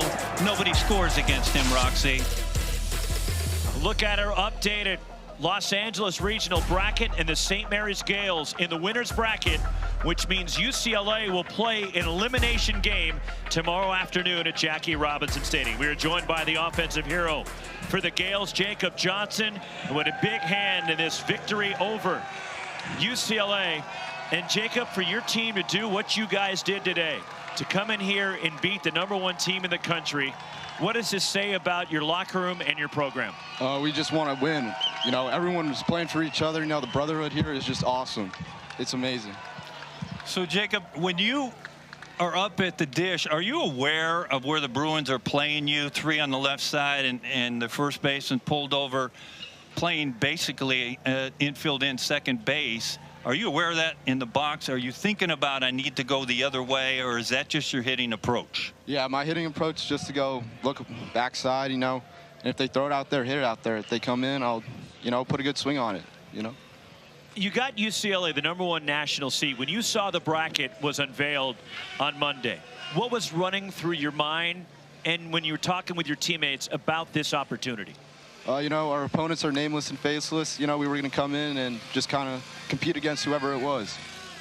Well, you guys wear a T-shirt that says "Be real." What's that mean to you guys? You know, just presenting every opportunity and just being who you are, you know, not cheating yourself and just trying to be the best you can. What was the key for your team last week to get through the WCC tournament, Jacob, like you guys did, and carry that momentum with you into today? You know, everyone's picking each other up. You know, everyone's gonna just has everyone's backs. You know, everyone's just competing for each other. That's what I think the big thing was. Well, you were certainly competing at the plate for your guys. Congratulations, a great performance and a historic win for St. Mary's baseball today. Thank you. Jacob Johnson, a couple of solo homers in the 4th inning, the first run of the ball game, and then the difference maker in the 9th against one of the top closers in the country. Well, the first one came off of Moss on a fastball, middle away, and the second one off one of the best closers in the country, in Easton Hawk. And it was all about, as Jacob says, backside hitting that their hitting coach Jack Meggs teaches relentlessly, and we saw it in play today in the biggest game of the year for the Gales. His second 2-homer game of the season. And Jacob Johnson powering St. Mary's as he greets his teammates in their post-game huddle. But for the first time in tournament history, the #1 overall seed loses their first game. And at the back-to-back WCC tournament champs, St. Mary's one of the best offense in the country, but today they played a clean game and found a way to upset UCLA. It's the best game in the world, Roxy. We talk about it all the time, and this is the reason why. Anybody can beat anybody in the postseason in college baseball. Still to come later tonight here in Los Angeles. Game 2, our nightcap between the 3-seed Cal Poly and the 2-seed Virginia Tech. But this Los Angeles regional just was jolted by an earthquake. Well, it was. It's the shock around college baseball. You know there were a ton of eyeballs on that final inning, but we talk about it. Don't close your eyes on any team that's playing in the postseason. Again, our final. St. Mary's stuns UCLA 3-2 for Wes Clements and our ESPN crew. Roxy Bernstein with you from LA. More NCAA baseball coming up.